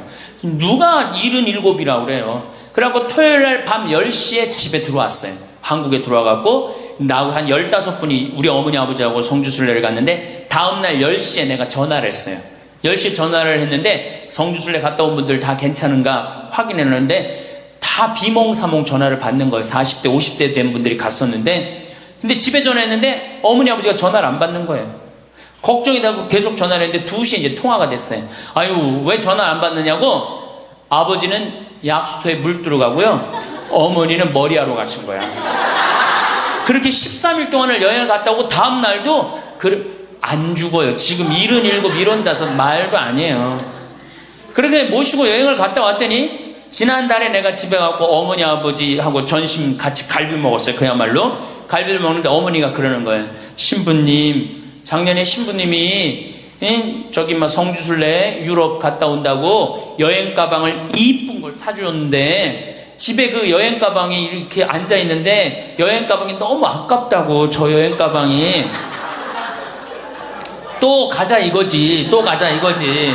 그래서 제가 그랬어요. 알았다고. 올해는 경제가 어려우니까 내년에 내가 모시고 가겠다고. 그래서 내년 모시고 갈 계획이에요. 왜? 이제는 인생이 휴가란 말이야. 휴가니까 정말로 인생을 즐겁게 살고 좀 하느님께 영광 드리고 감사하면서 살다가 떠날 때 부조금은 어머니의 이름으로 부조금이 들어오면 어머니 이름으로 과원에 집 한 채 줘줄 거고 아버지가 돌아가시면 아버지 이름으로 집 한 채 드리고 그리고 아무것도 남기지 않고 가시는 거예요. 그게 멋있는 거예요. 그러니까 제발 욕심을 버리세요. 내 자식 내 새끼 이 욕심을 버려. 우리가 하늘나라를 지향하는 사람들은 아니야? 근데 뭐 이렇게 세상에 욕심이 많아. 하늘나라에 지향하는 사람들이. 그래서 우리 할머니들 제발 내가 자식한테 집 물려준다는 생각하지 말고 그거 아까 조사해보니까 4억에서 5억 정도 한다며요. 내일 집에 돌아가면 바로 은행에 가세요. 응? 그래갖고 바로 은행에 잡혀갖고 한 달에 2억이면 20년 쓸 수 있어요. 한 달에 200만 원. 그러니까 100만 원씩. 한 달에 100만 원이면 쓸만해 안 쓸만해요? 쓸만하죠? 예, 그건 뭐 내가 이제 다음 시간에 말씀을 드릴 거예요. 자, 외롭고 친구가 없고 그 다음에 자식하고 관계가 안 좋아져요. 그 다음에 나이를 먹으면은 몸이 여기저기 아파요. 잘생기고 이뻤던 얼굴에 검버섯이 피죠. 그렇죠? 곱고 이뻤던 얼굴이 쭈글쭈글해지고 그렇죠? 예, 당뇨병이 생겨서 기력도 빠지고 관절염이 생겨서 무릎도 아프고 골다공증이 생겨서 넘어지기만 해도 뼈가 부러지고 심장병도 생기고 또 치매까지 걸리면 자식인지 누군지 구분도 못하고 예? 여기가 하늘인지 땅인지 예? 그것도 구분 못하고 고혈압으로 쓰러져 갖고 다리 한쪽 질질 끌고 다니고 그런 거를 주위에서 자꾸 보면 자꾸 자신감이 있어요 없어요? 없죠? 그런데 이런 사람들은 극히 드물다는 거예요. 그리고 여기 있는 할머니들은 지금 안양에서부터 여기까지 관광버스 타고 2시간 반 동안 왔죠? 그러니까 여기 있는 할머니들은 적어도 100살까지 전혀 문제없이 살 할머니들이에요. 100살까지. 왜? 지금 근력은 100살까지 관리만 잘하면 100살까지 산단 말이에요. 관리만. 그리고 살다가 죽을 때는 어떻게 죽을 수 있는 가능성이 많은 할머니들이야? 꼴까닥 죽을 수 있는 가능성이 많은 할머니들이에요. 자, 그러니까 할머니들이 이제 운동을 잘 하셔야 돼요. 그냥 늙었다고 난 늙었다 이걸로 끝나는 게 아니에요. 우리 할머니들, 며느리들한테 섭섭한 할머니들 많죠? 100명이면 99명이 며느리한테 섭섭해요. 100명이. 맞죠? 네. 아유, 솔직해네. 비산동 할머니들이. 왜 내가 100명이면 99명이 며느리한테 섭섭하냐면, 내가 고해성사를 들어보면요, 내가 비산동에 있을 때 16,000명이었지, 교우들이. 고해성사 무지하게 많이 들어봤어요. 할머니들이 오면 고해성사의 100%가 다 며느리 욕이에요. 며느리 욕. 뭐 며느리가 얼마나 못되게 한 거 뭐 다 얘기해요. 그럼 내가 뭐라고 그래? 할머니, 요새 젊은 것들이 버릇이 없어서 예의 없이 자라서 그러니까 할머니가 이해하라고. 할머니 며느리만 그런 게 아니라 다 그렇다. 예. 그럼 며느리들은 들어오면 나한테 뭐라고 고해성사할 것 같아? 시어머니 때문에 미치겠다고 그러는 거예요. 시어머니 때문에. 그럼 내가 그 며느리들한테 뭐라고 그럴 것 같아요? 늙으면 다 그러니까, 니네 집만 그런 게 아니다. 늙으면 다 그러니까 신경 쓰지 말아라. 제가 그래요. 어쩔 수 없는 거예요. 어쩔 수 없는 거예요. 자, 그런데 할머니들하고 며느리들하고 입장을 조금 생각을 해봐. 자, 우리 할머니들 자식들 키웠을 때, 막 키웠을 때 태어났어. 막 손가락에 꼬무락거리고 막 저기 막 옹알이하고 이뻐요, 안 이뻐요? 아, 이놈이 일어났어. 뻗떡. 그래갖고 걸으면 한 걸음 뛰었을 때 흥분돼요, 안 흥분돼요? 흥분되죠? 걸어. 그럼 기가 막히게 행복하죠? 그 행복은 아마 생각해봐. 기가 막히게 행복했을 거야. 거기다 엄마라고 그래봐. 어때요? 막 죽지. 엄마라고 그러면은 막 죽어. 엄마라고 그러면은. 거기다가 이제 애가 가방 들고 막 학교 갔다가 뛰어왔다 하고, 아, 이놈이 키가 중학교 고등학교 됐는데 나보다 더 커져. 뿌듯해요, 안 뿌듯해요? 이게 키우는 맛이요, 보통 큰 맛이 아니에요. 그런데 반대로 입장을 바꿔놓고 이제 생각을 해보면, 우리 어머니가 70이 됐어. 문을 열고 나오면은 아이고 아이고 아이고 그런단 말이야. 부모는 자식을 키우는 재미에 정말로 푹 빠져있지만, 자식은 부모가 죽어가는 걸 본단 말이야. 얘야 눈이 좀 안 보인다. 보니까 백내장이 걸렸어. 눈이 또 났더니 얘야 무릎이 아프다. 그러니까 무릎에 여기 그냥 저기 물렁뼈가 다 없어졌고 그 뼈 수술해줬어. 그러니까 문 열고 나오면 아이고 아이고. 좋아질 가능성이 있어요? 점점 나빠져요? 점점 점점 죽어가는 걸 보는 거예요. 누가 더 기쁠 것 같아? 자식을 키울 때가 기쁠 것 같아? 죽어가는 부모를 보는 게 기쁠 것 같아요? 여기는 안타까움, 짜증, 의무감 이런 게 들었어. 여기는 기쁨이 있고. 그러니까 우리 할머니들 자식들한테 나한테 왜 이렇게 섭섭하게 하나 원망할 필요가 없어요. 그 죽어가는 걸 보는 건 그 슬픈 거예요. 그 외로운 거예요. 이게 정말 좋은 건 뭐야? 그 모습을 자식한테 안 보이는 거예요. 따로 떨어져서 사는 게 제일 좋은 거예요. 따로 떨어져서 사는 게. 그러니까 제발 같이 살 생각 좀 하지 마세요. 자식한테 뭐 의지하고 기대하고 산다. 지금부터 피눈물 나는 이야기를 하겠습니다. 제가 평택에서 알고 있던 할머니 한 분이 옛날에 과학 선생님을 했어요. 이 할머니가 나이가 82살인데 글쎄 75살 되던 해에 아들이 꼬신 거예요. 어머니가 살던 아파트 팔고 내가 사는 아파트 팔아서 50평짜리 아파트를 사자. 그래서 75살 먹은 할머니가 그런 생각을 했대. 내가 살면은 얼마나 사나? 살면 얼마나 사나? 여기 혹시 나는 살면 얼마나 사나 그런 생각 하시는 분들 손 들어보세요. 절대 그런 생각 하지 마세요. 안 죽어.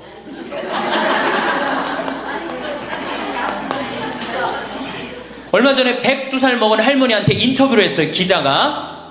할머니 제일 후회스러운 게 뭐예요? 그랬더니 70살에 그랬대. 내가 살면 얼마나 사나? 내일 모레면 죽겠지. 내일 모레면 죽겠지. 그런 생각을 했대요. 그래서 자식들이 어머니 어디 여행 갑시다. 그럼 내가 살면 얼마나 사는데 무슨 여행이냐. 니네들이나 갔다 와라. 난 여기 있을 테니까. 그러는데 80이 돼도 안 죽더래요. 80이 돼갖고 그런 생각을 했대. 이젠 진짜 내일 모레면 죽을 거다. 내일 모레면 죽을 거다. 어머니 내가 갈비 사드릴 테니까 갈비 니네나 먹으러 가라. 난 내일 모레면 죽을 건데 무슨 갈비가 필요하냐. 그리고 뒷방에 있었다는 거예요. 근데 90이 됐는데 그때도 안 죽더래요. 그래갖고 90이 돼갖고 진짜 내일 모레면 죽을 거다. 진짜 내일 모레. 그리고 100살까지 산 거예요, 이 할머니가. 제일 후회되는 게 뭐냐 그러니까 30년 동안 내일 모레면 죽을 거다. 그리고 뒷방에 앉아있던 게 제일 후회된다는 거예요. 30년이 짧은 세월이에요. 그 30년 동안 돌아다니고 먹고 싶은 거 먹고 만나고 싶은 친구 만나고 노인대학에 나오면 춤 시간도 있죠. 춤도 추고 박수도 치고 그랬으면 그 30년이 축복의 30년이야. 저주의 30년이야. 축복이죠. 근데 그 할머니는 어떻게 사는 거야? 저주의 30년을 사는 거예요. 어쨌든 이 할머니가 내가 살면 얼마나 사나 손자 얼굴이나 보고 자식이나 밥이나 먹고 같이 살아야 되겠다. 그리고 그 집을 팔아갖고 아들 이름으로 다 해주고 들어온 거예요. 들어오는 순간 자식하고 살아요? 누구하고 살아요? 며느리하고 살죠. 며느리가 그동안 시어머니하고 안 살았는데 학교 선생님을 했으니 얼마나 꼬장꼬장해요. 챙견을 얼마나 하겠어. 이거 챙견 저거 챙견. 그래 며느리 미쳐 안 미쳐? 미치죠. 며느리 성당도 나가기 싫은 거. 시어머니 열심히 나가는 성당. 그러니까 어떻게 성당 안 나가는데 성당 안 나간다고 또 욕하고. 그러니까 점점 원수가 되는 거예요. 그러니까 며느리가 나 어머니랑 밥 먹는 거 체하니까 안 된다. 어머니 들어가갖고 방에서 들어가 먹어라. 밥도 같이 못 먹는 거 방에 들어가고 혼자 먹는 거예요. 손자하고 밥 먹으려고 합쳤는데 구박을 받는 거지. 하루는 날 찾아갖고 신부님 머리 좀 만져보라는 거예요. 머리를 만져보니까 혹이 이렇게 2개가 났어. 보온병으로 며느리가 때린 거예요. 아니 60 먹은 며느리가 80 먹은 며느리랑 싸우면은 누가 이겨요? 60 먹은 며느리가 이기게 돼 있어요. 30대 며느리는 울면서 참지만 60대 된 며느리는 안 참아요. 같이 싸우지. 그래갖고 혹이 이렇게 2개가 나서 왔어요. 할머니 왜 그러고 사냐.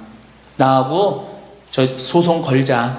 그럼 지금 아파트가 8억이니까 할머니 25평 그쪽 25평이니까 4억이니까 할머니 4억 찾아갖고 우리 집에 오면은 내가 죽을 때까지 평창에서 모시고 살겠다. 4억이면 그래 82이니까 100살까지면 4억이면 살거든요. 그래 살자. 그래갖고 나하고 고소장을 다 썼어요. 학교 선생님이라 얼마나 잘 썼는지 몰라. 그래갖고 재판 날짜를 이제 잡아갖고 변호사 다 해갖고 보냈어. 재판이 지나고 났는데 일주일이 돼도 안 나타나고 2주일이 돼도 안 나타나는 거야. 한 달 만에 성당에 나타났어. 제가 할머니 어떻게 된 거냐 그랬더니 재판하는 날 아들이 무릎 꿇고 어머니 재판 취하해 좀 내가 잘 모시겠다고. 그래서 취하를 했다는 거예요. 그게 취하를 한 거. 그래 할머니 그럼 나한테 뭐야 나를 나쁜 놈으로 만들었느냐. 자식 욕하고 며느리 욕하게 만들었느냐. 신부님 자식 이기는 부모 어디 있느냐고. 자식이 잘하겠다는데 어떻게 내가 그거를 우기느냐고. 이미 80 넘어서 자식이 아니에요. 왼수예요 왼수. 그래갖고 할머니 이제 자식한테 맞고 살던 나한테 찾아오지 말아라. 3달 됐는데 새벽에 전화가 왔어. 신부님 저 마리아예요. 그래서 어떻게 된 거냐 할머니 왜 성당 요새 안 나타나느냐 그랬더니 그 집에 사는 게 너무 괴로워서 스스로 전라도에 있는 양론에 들어간 거예요. 자식한테 재산을 주면 3가지를 잃어버려요. 첫 번째 자식을 잃어버려요. 2번째 본인의 인생을 잃어버려요. 3번째 재산을 잃어버려요. 그러니까 우리 할머니들은 자식도 안 잃어버리고 인생도 안 잃어버리고 재산도 안 잃어버리려면 어떻게 해야 돼? 자식하고 따로 내가 가지고 있는 은행에 가서 담보로 넣고 그거 다 쓰다가 죽는 게 제일 좋은 거예요. 자식한테 피해 안 주고. 그러면은 신부님 나 늙어서 죽을 때 어떻게 해? 늙으면은 남들이 알아서 해주겠지 이런 생각한단 말이야. 그래서 내가 항상 하는 얘기가 거지 근성을 버려라. 남들이 뭘 알아서 해줘. 늙은 나를 누가 책임져줘? 누가 책임져야 돼? 내가 책임져야 돼요. 그래서 내가 공부하고 내가 따라다니면서 배워야 돼. 그래서 60부터 64살까지 정규학교를 다녀야 돼. 이런 거 배우는 거. 황창현 신부님은 늙을수록 자식이 효자가 아니라 돈이 효자라고 말씀하십니다. 한평생 자식 돌보느라 자신의 인생은 없이 사신 분들이 대부분일 텐데요. 지금이라도 자식을 위해 희생하는 삶은 그만두셔야 합니다. 노년의 시간은 축복의 시간입니다. 늙으면 죽어야지 이런 생각들로 귀중한 노년의 시간을 낭비하지 마시길 바랍니다. 내 노후를 어떻게 하면 소중하고 행복한 시간들로 만들 것인가는 전적으로 여러분들에게 달린 문제입니다. 행복한 노후, 불행한 노후 어느 것을 선택하시겠습니까? 행복한 노후를 위한 기본 전제는 건강이겠죠. 암에 걸리지 않고 장수하는 습관 10가지 말씀드리면서 오늘의 영상 마무리하겠습니다. 암에 걸리지 않고 장수하는 습관 10가지. 1. 의사를 멀리한다. 암 환자가 되지 않으려면 지켜야 할 규칙이 있다. 참을 수 없는 통증, 죽을 것 같은 고통이 없는 한 의사를 가까이 하지 않는 것이 그 규칙이다. 물론 건강검진이나 단기 입원 종합검사도 받지 않는다. 백신도 접종하지 않는다. 병원에 가지 않으면 암이 발견될 일도 없고 공연히 치료받을 일도 없다. 그러면 꽤 높은 확률로 평온하게 천수를 누릴 수 있다. 여기에는 좋은 예가 있다. 홋카이도 유바라시가 재정 파탄으로 병원 문을 닫자 일본인의 3대 사망 원인인 암, 심장병, 폐렴의 사망률이 낮아지고 자택에서 편안히 천수를 다하는 자연사가 급증했다. 이쯤에서 의사를 가까이에 수명이 단축된 유명인의 예를 들어보자. 일본 스모의 가장 높은 등급 장사였던 지오노 후지는 단기 입원 종합검사에서 작은 췌장암을 발견해 바로 수술을 받았다. 그야말로 조기 발견, 조기 치료였다. 암은 완전히 제거했다고 의사는 말했지만 몇 개월 후 폐로 전이되어 수술 후 1년 만에 사망했다. 체중은 수술 전보다 13kg이나 줄었다고 한다. 가부키 배우 반도 미스고로도 거의 같은 경과를 거쳐 암이 폐로 전이되어 수술 후 1년 반 만에 사망했다. 췌장암은 진짜가 많지만 가만히 내버려두면 대개 잠잠해지고 전이도 바로 나타나지 않는다. 두 사람 모두 검사를 받지 않았다면 지금도 췌장암의 존재조차 모른 채 건강하게 활약했을 가능성이 있다. 동료 의사 만다료쿠에이도 이렇게 말했다. 저희 어머니는 10년도 더 전에 초기 췌장암 진단을 받았어요. 물론 수술은 하지 않았습니다. 재검사를 하지 않았기 때문에 진행되었는지 아닌지 모르지만 어머니는 지금도 건강하게 수영을 하며 지내세요. 2. 검사를 받지 않는다. 건강진단, 단기 입원 종합검사, 암검진으로 목숨을 구할 수는 없다. 많은 사람들이 암은 조기에 발견해 제거하면 낫는다고 믿는다. 50년 전보다 훨씬 많은 암이 발견되고 있지만 사망자 수는 줄지 않는다. 오히려 조금 늘었다. 수술이나 항암제 등의 조기 치료로 수명이 단축된 사람들 때문일 것이다. 기력도 있고 식사도 잘하는데 건강검진, 암검진 등에서 신경 쓰이는 그림자나 수치, 암이 발견된다. 그러면 의사는 작을 때 발견해서 행운이다. 당장 절제하자고 몰아댄다. 가령 전립선암 생체검사의 경우 고관 사이로 여러 개의 바늘을 찔러 조직을 채취해서 세포를 조사하는데 그 후유증으로 입원하거나 사망하는 경우도 있다. 검사, 치료의 컨베이어 벨트에 타지 마라. 암은 체내에서 생겨나 검사를 통해 발견될 때까지 5에서 20년 이상 걸린다. 사람들이 생각하는 것보다 훨씬 천천히 진행되는 경우가 대부분이다. 만일 진짜 암이면 처음부터 전신의 전이에 잠복해 있다. 그래서 상태를 보고 통증이 점점 심해진다. 음식을 먹을 수 없다. 숨쉬기 곤란하다 등의 증상이 나타났을 때만 그것을 완화하는 치료를 하는 것이 좋다. 암 치료를 하지 않는 것, 중단하는 것은 절대 삶을 포기하는 것이 아니다. 보다 오래 잘 살기 위한 현명한 선택이다. 3. 약을 먹지 않는다. 약으로는 병을 막을 수 없고 치료할 수도 없다. 어느 60대 환자가 동창회에 모인 40명 가운데 약을 안 먹는 사람은 나뿐이었다. 고 말한 적이 있다. 이러한 약의 복용은 대부분 건강검진에서부터 시작된다. 혈압을 낮추는 강압제만 해도 60대의 약 30% 이상이 복용하고 70대만 돼도 그 비율은 50% 이상으로 올라간다. 별다른 증상도 없는데 건강검진에서 수치가 높다는 말을 듣고 복용하기 시작한 약은 지금 당장 내려놓자. 혈압, 콜레스테롤, 혈당치를 낮추는 약으로 수명이 늘었다는 자료는 전무하고 오히려 암, 뇌경색, 치매에 거동을 못하게 되는 원인이 된다. 오랜 기간 복용한 약은 중단해도 한동안 약효가 지속되므로 급격한 악화는 나타나지 않는다. 불안하면 일주일에 한 종류씩 줄이자. 약으로 치료할 수 있는 것은 세균성 감염 정도다. 질병의 약 90%에 대해서 약은 수치만 떨어뜨리거나 증상을 잠시 완화하는 효과밖에 없다. 조금이라도 편해질 수 있으니까 고맙다고 해야 할까? 하지만 모든 약에는 두통, 위통, 혈변, 어지럼증, 정신불안, 부정맥 등 독성과 부작용이 있다. 알츠하이머형 치매 치료제 매마리의 일본 국내 연간 판매액은 4,600억 원대인데 경련, 실신, 환각, 창난 등의 증상이 일어나기 쉽다. 그렇다면 한방약은 안심할 수 있을까? 그렇지 않다. 항암제 재료가 될 만큼 독성이 강한 성분이 포함된 것도 있어서 한방약 부작용으로 사망자가 생긴 사건은 무수히 많다. 질병의 90%는 내버려두는 것이 안전하다. 약이 필요한 경우는 다음에 2가지뿐이라고 생각한다. 심근경색 등 목숨과 관련된 증상이 있는 경우, 그 약을 복용해서 확실히 심신의 상태가 좋아진 경우, 최초의 한 알에 손을 대지 말아야 한다. 살을 빼지 않는다. 요즘에는 암이 사라지는 식사, 암은 식사로 낫는다는 식의 정보가 넘쳐나다 보니 암 환자 대부분이 현미, 채식 위주로 식단을 바꿔버린다. 이는 대부분 균형 잡힌 영양 섭취가 어렵거나 섭취 칼로리가 낮은 살이 빠지는 식사법이다. 살이 빠지면 암에 대한 저항력이 떨어진다. 지나치게 살을 빼서는 안 되고 고루 영양을 갖춘 식사를 해야 한다. 이는 암뿐만 아니라 만병을 멀리해 건강하게 장수하는 비법이기도 하다. 현미, 채식 등의 살이 빠지는 식사요법은 수명을 단축시킨다. 가장 신경 써서 섭취해야 할 것은 세포를 만들고 복원하는 단백질이다. 그 중에서도 몸에 흡수되기 쉬운 달걀, 우유, 치즈 등 동물성 단백질을 먼저 섭취하자. 체력을 만드는 지방도 중요하다. 식욕이 없을 때는 조금씩 몇 번에 나눠서 먹어보자. 그 중에서도 특히 추천하는 것이 저렴하고 손쉽게 구할 수 있는 완전식품 달걀이다.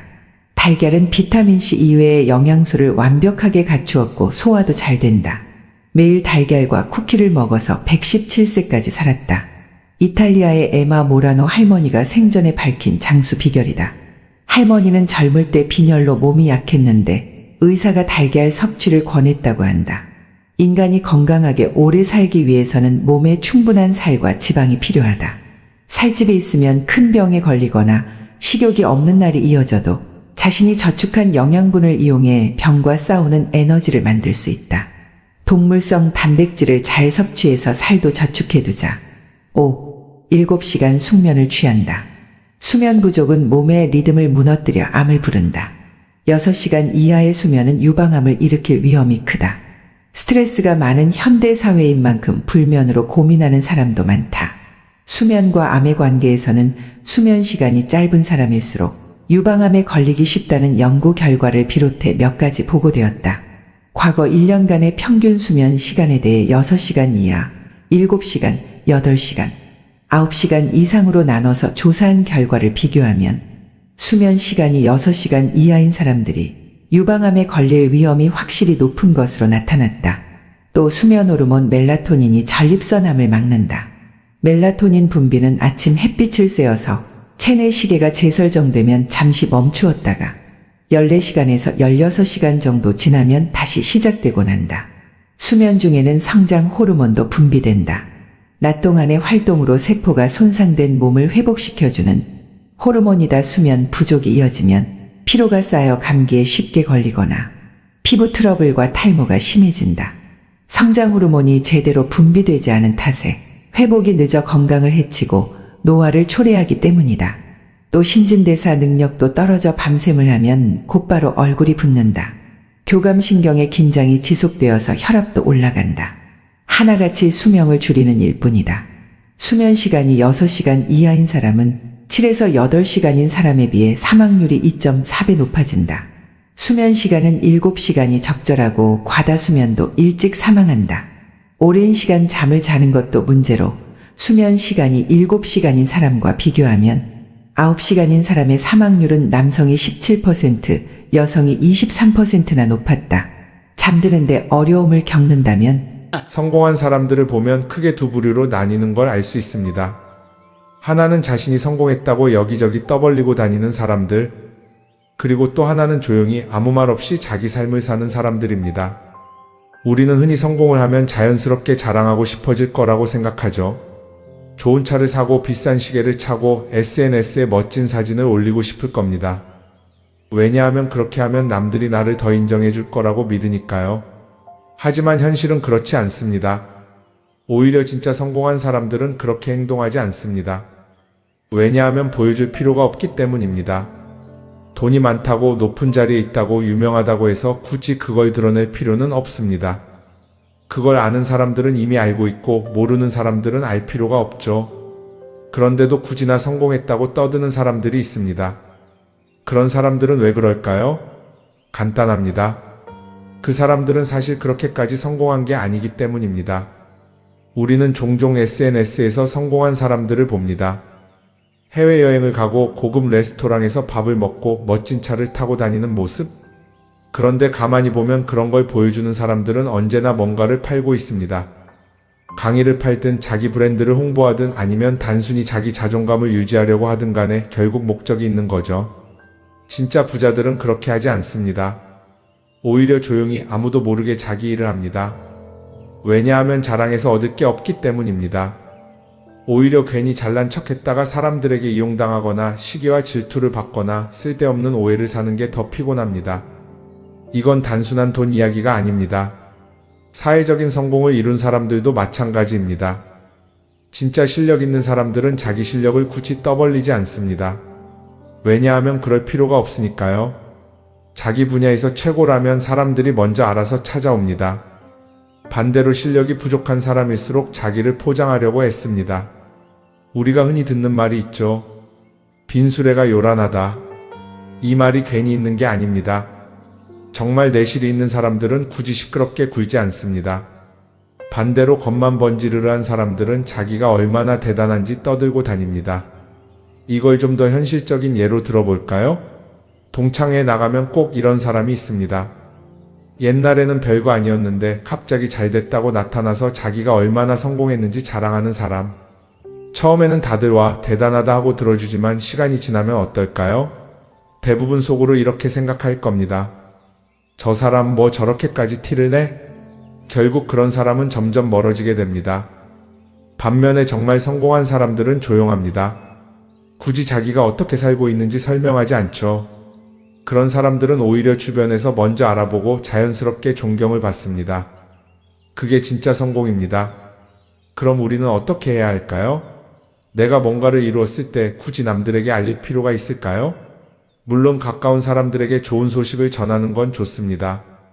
하지만 굳이 모든 사람들에게 나 이렇게 잘 살고 있어요 하고 알릴 필요는 없습니다. 그런 행동은 결국 나에게 득이 되지 않습니다. 성공이라는 건 원래 조용한 겁니다. 내가 잘 되고 있으면 주변 사람들이 자연스럽게 알게 됩니다. 굳이 내가 말하지 않아도 내 행동과 태도에서 묻어나오게 되어 있습니다. 그러니 굳이 보여주려고 애쓰지 마세요. 오히려 그게 더 진짜 성공한 사람의 태도입니다. 사람은 사회적 동물이라고 하잖아요. 혼자 살아갈 수 없고 결국 사람과의 관계 속에서 기쁨도 얻고 때로는 상처도 받습니다. 그런데 한 가지 생각해 볼 게 있어요. 우리가 정말 인간관계가 필요해서 맺고 있는 걸까요? 아니면 그냥 그래야 한다고 배워서 어쩔 수 없이 유지하고 있는 걸까요? 어릴 땐 친구 많으면 좋다고 하죠. 사회생활에서도 인맥이 중요하다는 말을 많이 합니다. 그런데 정작 주변을 보면요. 인간관계가 넓은 사람일수록 스트레스를 더 많이 받아요. 전화벨이 울릴 때마다 이번엔 또 무슨 부탁일까 싶고 단체 채팅방에서 메시지가 올 때마다 이걸 또 어떻게 대답해야 하나 고민하죠. 관계가 많아질수록 책임과 피로도 함께 늘어나는 겁니다. 어떤 사람들은 인간관계를 줄이면 외롭지 않겠냐고 해요. 그런데 가만히 생각해보면 진짜 외로움을 느끼는 순간이 언제인지 아세요? 오히려 불필요한 인간관계 속에 있을 때입니다. 같이 밥을 먹고 얘기를 나누는데도 뭔가 허전하고 대화가 컥 돌고 속마음을 나누지도 못할 때? 그럴 때 우리가 더 외롭다고 느끼죠. 그렇다고 당장 인간관계를 다 끊어버릴 순 없겠죠. 하지만 적어도 내가 정말 소중하게 여겨야 할 관계와 그냥 관성적으로 유지하는 관계는 구분할 필요가 있습니다. 예를 들어 매번 나한테 부탁만 하고 정작 내가 어려울 땐 연락 한 번 없는 사람. 내가 실수하면 뒷담화를 하면서 내 앞에서는 웃는 사람. 이런 관계를 굳이 계속 이어갈 이유가 있을까요? 가끔은 이런 경험도 있을 거예요. 우연히 어떤 사람과 친해졌는데 만난 지 얼마 되지도 않았는데 너무 많은 걸 털어놓는 사람들 있죠. 자기 속사정부터 가족 문제, 직장 고민까지 쏟아내는 사람들. 이런 경우 두 가지의 가능성이 큽니다. 하나는 그냥 감정적으로 의존할 사람이 필요해서일 수도 있고 또 하나는 내가 믿을 만한 사람인지 떠보는 걸 수도 있어요. 어떤 경우든 이런 관계는 오래가기 어렵습니다. 사실 친밀함이라는 건 시간이 필요한 법이에요. 적당한 거리를 두고 천천히 서로를 알아가야 하는데 초반부터 급격하게 가까워진 관계는 쉽게 무너지는 경우가 많습니다. 처음엔 친하다고 생각했는데 어느 순간 사소한 일로 틀어지고 결국 남보다 못한 사이가 되는 거죠. 그러면 인간관계를 어떻게 해야 할까요? 답은 간단합니다. 억지로 맺지 말고 굳이 유지하려고도 하지 않는 거예요. 내가 편한 관계라면 자연스럽게 이어질 것이고 그렇지 않다면 서서히 멀어질 겁니다. 그리고 그걸 억지로 붙잡지 않아도 괜찮습니다. 관계를 유지하는데 에너지를 쓰기보다는 정말 소중한 관계에 집중하는 게 더 낫지 않을까요? 어떤 사람은 내가 인간관계를 줄이면 나중에 나 혼자 남는 거 아니냐 걱정하기도 해요. 그런데 생각해보면요, 진짜 나를 위하는 사람은 많지 않아요. 인간관계를 줄인다고 해서 완전히 혼자가 되는 게 아닙니다. 오히려 불필요한 관계를 정리하고 나면 남아있는 관계들이 더 단단해지고 가치 있게 느껴질 겁니다. 예전엔 인맥이 자산이라는 말을 많이 했어요. 그런데 요즘은 꼭 그렇지도 않죠. 오히려 불필요한 인간관계가 많으면 그게 짐이 될 수도 있어요. 적당한 거리, 적당한 선. 이걸 잘 지키는 게 결국엔 가장 편한 인간관계를 유지하는 방법 아닐까요? 한번 곰곰이 생각해 보세요. 지금 내 주변에 있는 사람들 중에서 내가 정말 편하게 만날 수 있는 사람이 몇 명이나 되는지, 내가 억지로 맞춰주고 있는 관계는 없는지. 관계를 줄이면요, 외로워지는 게 아니라 오히려 더 자유로워집니다.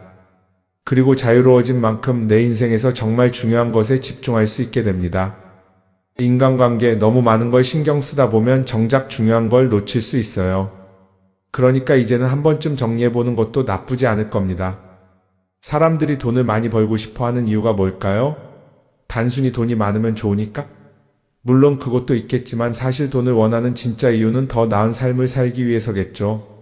그런데 문제는 돈을 많이 번다고 해서 반드시 삶이 나아지는 건 아니라는 겁니다. 오히려 더 많이 벌수록 더 많이 쓰게 되는 경우가 많아요. 가끔 이런 생각 해본 적 없으세요? 예전에는 돈이 지금보다 훨씬 적었는데 이상하게 그때가 더 여유로웠던 것 같다. 왜 그럴까요? 사실 우리가 원하는 건 돈 그 자체가 아니라 돈을 통해 얻을 수 있는 자유인데 돈을 벌면 벌수록 그 자유를 잃어버리는 경우가 많아요. 더 좋은 차, 더 좋은 집, 더 좋은 옷을 사면서 점점 더 많은 돈이 필요해지고 결국엔 돈을 벌기 위해 또다시 일해야 하는 악순환에 빠지게 되는 거죠. 한번 생각해 봅시다. 우리가 정말 필요해서 뭔가를 사는 경우가 얼마나 될까요? 필요해서라기보다는 남들이 가지고 있으니까, 없어 보이기 싫으니까, 혹은 그냥 기분 전환을 위해서 소비하는 경우가 훨씬 많아요. 그리고 그런 소비를 할 때마다 스스로 이렇게 합리화를 하죠. 이 정도는 나를 위한 투자야. 그런데 가만히 보면 그 소비가 진짜 나를 위한 소비인지 아니면 그냥 사회가 만든 기준에 끌려가고 있는 건지 헷갈릴 때가 많습니다. 예를 들어 예전에는 스마트폰 하나면 충분했는데 이제는 스마트워치도 있어야 하고 무선 이어폰도 필요하고 태블릿도 있어야 할 것 같고 하나를 사면 또 다른 무언가가 필요해지는 시기예요. 사실 이건 우리가 그렇게 만들어진 겁니다. 광고도 그렇고 SNS도 그렇고 자꾸 우리에게 이렇게 말하죠. 이걸 사야 더 행복해질 수 있어요. 그런데 정작 그걸 사고 나면 어때요? 처음 며칠은 좋죠. 그런데 시간이 지나면 또 다른 걸 사고 싶어져요. 왜냐하면 물건이 우리를 오래 행복하게 만들어주지는 않거든요. 특히 요즘은 SNS가 이런 소비 심리를 더 부추기는 것 같아요. 예전에는 친구들끼리 만나서 나 새로 샀어 하고 자랑하는 게 전부였는데 이제는 SNS에 올리면서 전 세계 사람들에게 보여주잖아요. 그러다 보니까 남들도 다 뭔가를 사서 올리고 나도 따라해야 할 것 같은 기분이 드는 거예요. 그런데 중요한 건 그 사람들도 사실은 나와 똑같은 기분이라는 겁니다. 내가 남을 부러워하는 만큼 나도 누군가에게 부러움을 사려고 애쓰고 있는 거죠. 결국 끝없는 비교와 소비 속에서 진짜 중요한 걸 놓치게 되는 겁니다. 한번 이렇게 생각해보면 어떨까요? 만약 내가 지금부터 딱 1년 동안 불필요한 소비를 하지 않는다면 내 삶이 어떻게 변할까? 아마 처음에는 답답할 수도 있어요. 사고 싶었던 걸 참아야 하니까. 그런데 그걸 몇 번 참고 나면 어느 순간 깨닫게 될 겁니다. 내가 굳이 이걸 안 사도 괜찮네? 그렇게 불필요한 소비가 줄어들면 자연스럽게 돈이 쌓이겠죠. 그런데 돈이 쌓이는 것보다 더 중요한 게 있어요. 바로 마음의 여유가 생긴다는 겁니다. 돈을 쓰지 않는다고 해서 불행해지는 게 아니라 오히려 소비로부터 자유로워지면서 진짜 행복을 찾을 수 있어요. 물론 이걸 실천하는 게 쉽지는 않겠죠. 우리 주변에는 소비를 부추기는 것들이 너무 많으니까요. 하지만 적어도 이런 건 해볼 수 있습니다. 뭔가를 사고 싶을 때 한 번만 스스로에게 물어보는 거예요. 이게 정말 나한테 필요한 걸까? 아니면 그냥 순간적인 욕심일까? 만약 그 질문을 던졌을 때 5초 안에 당연히 필요하지 라는 답이 나오지 않는다면 사실 그건 없어도 되는 물건일 가능성이 큽니다. 정말 필요한 건 고민할 필요도 없이 바로 떠오르거든요. 그러니까 이제는 한 번쯤 생각해 봐야 할 것 같아요. 나는 지금 내가 원하는 삶을 살고 있는 걸까? 아니면 남들이 만든 기준에 맞추기 위해 내 시간을 팔고 있는 걸까? 소비를 줄인다는 건 단순히 돈을 아끼는 게 아닙니다. 그건 결국 내 삶의 선택권을 되찾는 일이거든요. 돈을 많이 버는 것도 중요하지만 더 중요한 건 그 돈을 어떻게 쓰느냐입니다. 그리고 때로는 아무것도 사지 않는 게 최고의 선택일 수도 있어요. 우리는 요즘 SNS 없이 사는 게 거의 불가능한 시대에 살고 있죠. 아침에 눈 뜨자마자 휴대폰을 확인하고 출근길에도 SNS를 보고 잠들기 전까지도 계속 들여다봅니다. 그러면서 남들이 어떻게 사는지 보고 나도 모르게 비교하게 되고 때로는 초조해지기도 하죠. SNS에 올라오는 사진들 한번 보세요. 맛집에서 멋진 음식을 먹고 해외여행을 다니고 좋은 옷을 입고 성공한 삶을 사는 사람들. 그런데 가만히 보면 이 사람들이 정말 행복해서 저런 사진을 올리는 걸까요? 아니면 그냥 행복해 보이고 싶은 걸까요? 실제로 SNS에 가장 많이 올라오는 사진이 뭔지 아세요? 남들이 부러워할 만한 순간들입니다. 집에서 편하게 쉬고 있는 모습이나 출근길에 지친 얼굴, 어제 먹다 남은 배달 음식 사진 같은 건 잘 안 올리죠. 대신 멋진 레스토랑, 명품 가방, 고급 호텔 같은 것들이 올라옵니다. 왜 그럴까요? 결국 SNS는 보여주기 위한 공간이기 때문입니다.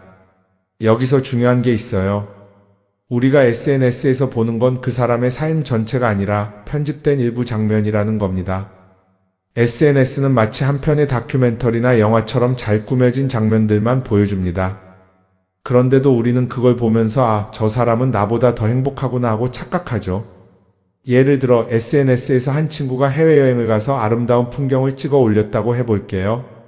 우리는 그걸 보면서 부럽다, 나도 저렇게 살고 싶다라고 생각하겠죠. 그런데 정작 그 친구는 사진을 찍고 나서도 일 때문에 스트레스를 받고 있을 수도 있고 여행 비용을 감당하느라 카드가 걱정을 하고 있을 수도 있습니다. 그 부분은 우리는 알 수가 없죠. 그런데 문제는 이렇게 남들과 비교하는 습관이 쌓이면 결국 내 삶이 초라하게 느껴진다는 겁니다. 원래는 그냥 조용히 살아도 괜찮았는데 SNS를 보고 나면 나만 뒤처지는 것 같고 뭔가를 더 해야 할 것 같고 괜히 불안해지죠. SNS는 기본적으로 사람들의 비교 심리를 자극합니다. 남들이 가진 걸 나도 갖고 싶게 만들고 남들이 하는 걸 나도 해야 할 것 같은 기분이 들게 만들죠. 그러다 보니 필요하지도 않은 걸 사게 되고 무리해서라도 화려한 곳에 가게 되고 남들에게 보여주기 위해 사는 삶을 살게 됩니다. 그럼 어떻게 해야 할까요? 사실 정답은 간단합니다. SNS에서 보이는 것들을 곧이곧대로 믿지 않는 것입니다. 그리고 더 중요한 건 남과 비교하는 걸 멈추는 것이에요. 어떤 사람이 비싼 차를 타고 다닌다고 해서 그 사람이 꼭 행복한 건 아닙니다. 좋은 차를 타고 다니지만 밤마다 사업 걱정에 잠 못 이루는 사람도 많아요. 반대로 대중교통을 이용하지만 마음 편하게 사는 사람도 있죠. 결국 행복은 보이는 것이 아니라 느끼는 것입니다. SNS를 덜 보면 덜 불행해진다는 연구 결과도 있어요. 하루 종일 남의 삶을 보면서 비교하는 시간을 줄이면 내 삶에 집중할 수 있는 시간이 많아지는 겁니다. SNS를 완전히 끊을 필요는 없지만 최소한 그 안에 있는 것들이 전부 진짜라고 생각하지 않는 태도는 필요합니다. 우리는 누구나 자신만의 속도로 살아가고 있어요. 남들은 남들대로 사는 거고 나는 나대로 살면 됩니다. SNS에서 남들의 화려한 모습을 볼 때마다 한 번쯤 이렇게 생각해 보세요. 이건 그 사람이 보여주고 싶은 삶일 뿐이다. 그러면 조금은 편해질 겁니다. 사람들은 다들 자기 인생을 살아간다고 생각하죠.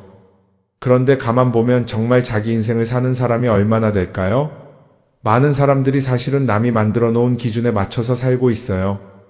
좋은 대학, 좋은 직장, 좋은 차, 좋은 집. 다들 이런 걸 목표로 삼지만 정작 내가 원하는 삶이 뭔지 깊이 생각해 본 적이 없는 경우가 많아요. 이건 어릴 때부터 교육받아온 방식과도 관련이 있어요. 우리는 어릴 때부터 이렇게 살아야 한다는 틀 안에서 자라죠. 공부 열심히 해서 좋은 성적을 받아야 하고, 좋은 직장을 가져야 하고, 결혼도 적당한 때에 해야 하고, 마치 인생이 정해진 수순이라도 있는 것처럼요. 그러다 보니 나 스스로 정말 원하는 걸 고민하기보다는 그냥 남들이 정해놓은 목표를 따라가게 돼요. 그런데 이렇게 남의 기준에 맞춰서 살다 보면 어느 순간 공허함을 느끼게 됩니다. 이게 정말 내가 원했던 삶인가? 하는 의문이 들 때가 오죠. 어릴 땐 성적이 목표였고, 사회에 나와서는 연봉이 목표였고, 결혼하고 나서는 아이 교육이 목표였는데 그 목표를 이루고 나면 허무한 거예요. 계속 뭔가를 이루긴 했는데 정작 나는 어디에 있는지 모르겠는 거죠. 진짜 중요한 건 내가 원하는 게 뭔지를 아는 것이에요. 그런데 이게 쉽지 않죠. 오랫동안 남의 기준대로 살아왔기 때문에 막상 내가 정말 원하는 게 뭐지? 하고 물어보면 선뜻 대답하기 어려운 경우가 많아요. 하지만 이 질문을 하지 않으면 우리는 평생 남이 정한 기준 속에서 살게 됩니다. 그럼 어떻게 해야 할까요? 첫 번째로 필요한 건 내가 왜 이런 생각을 하게 됐는지 스스로 점검하는 거예요. 예를 들어 내가 비싼 차를 사고 싶다고 생각한다면 그게 정말 내 필요 때문인지 아니면 남들에게 잘 보이기 위해서인지 한번 따져봐야 해요. 만약 남들이 나를 어떻게 볼까 하는 게 더 중요하다면 그건 내 기준이 아니라 사회가 만들어 놓은 기준일 가능성이 큽니다. 두 번째는 다른 사람의 의견에 휘둘리지 않는 연습을 하는 거예요. 우리는 살아가면서 끊임없이 남들의 평가를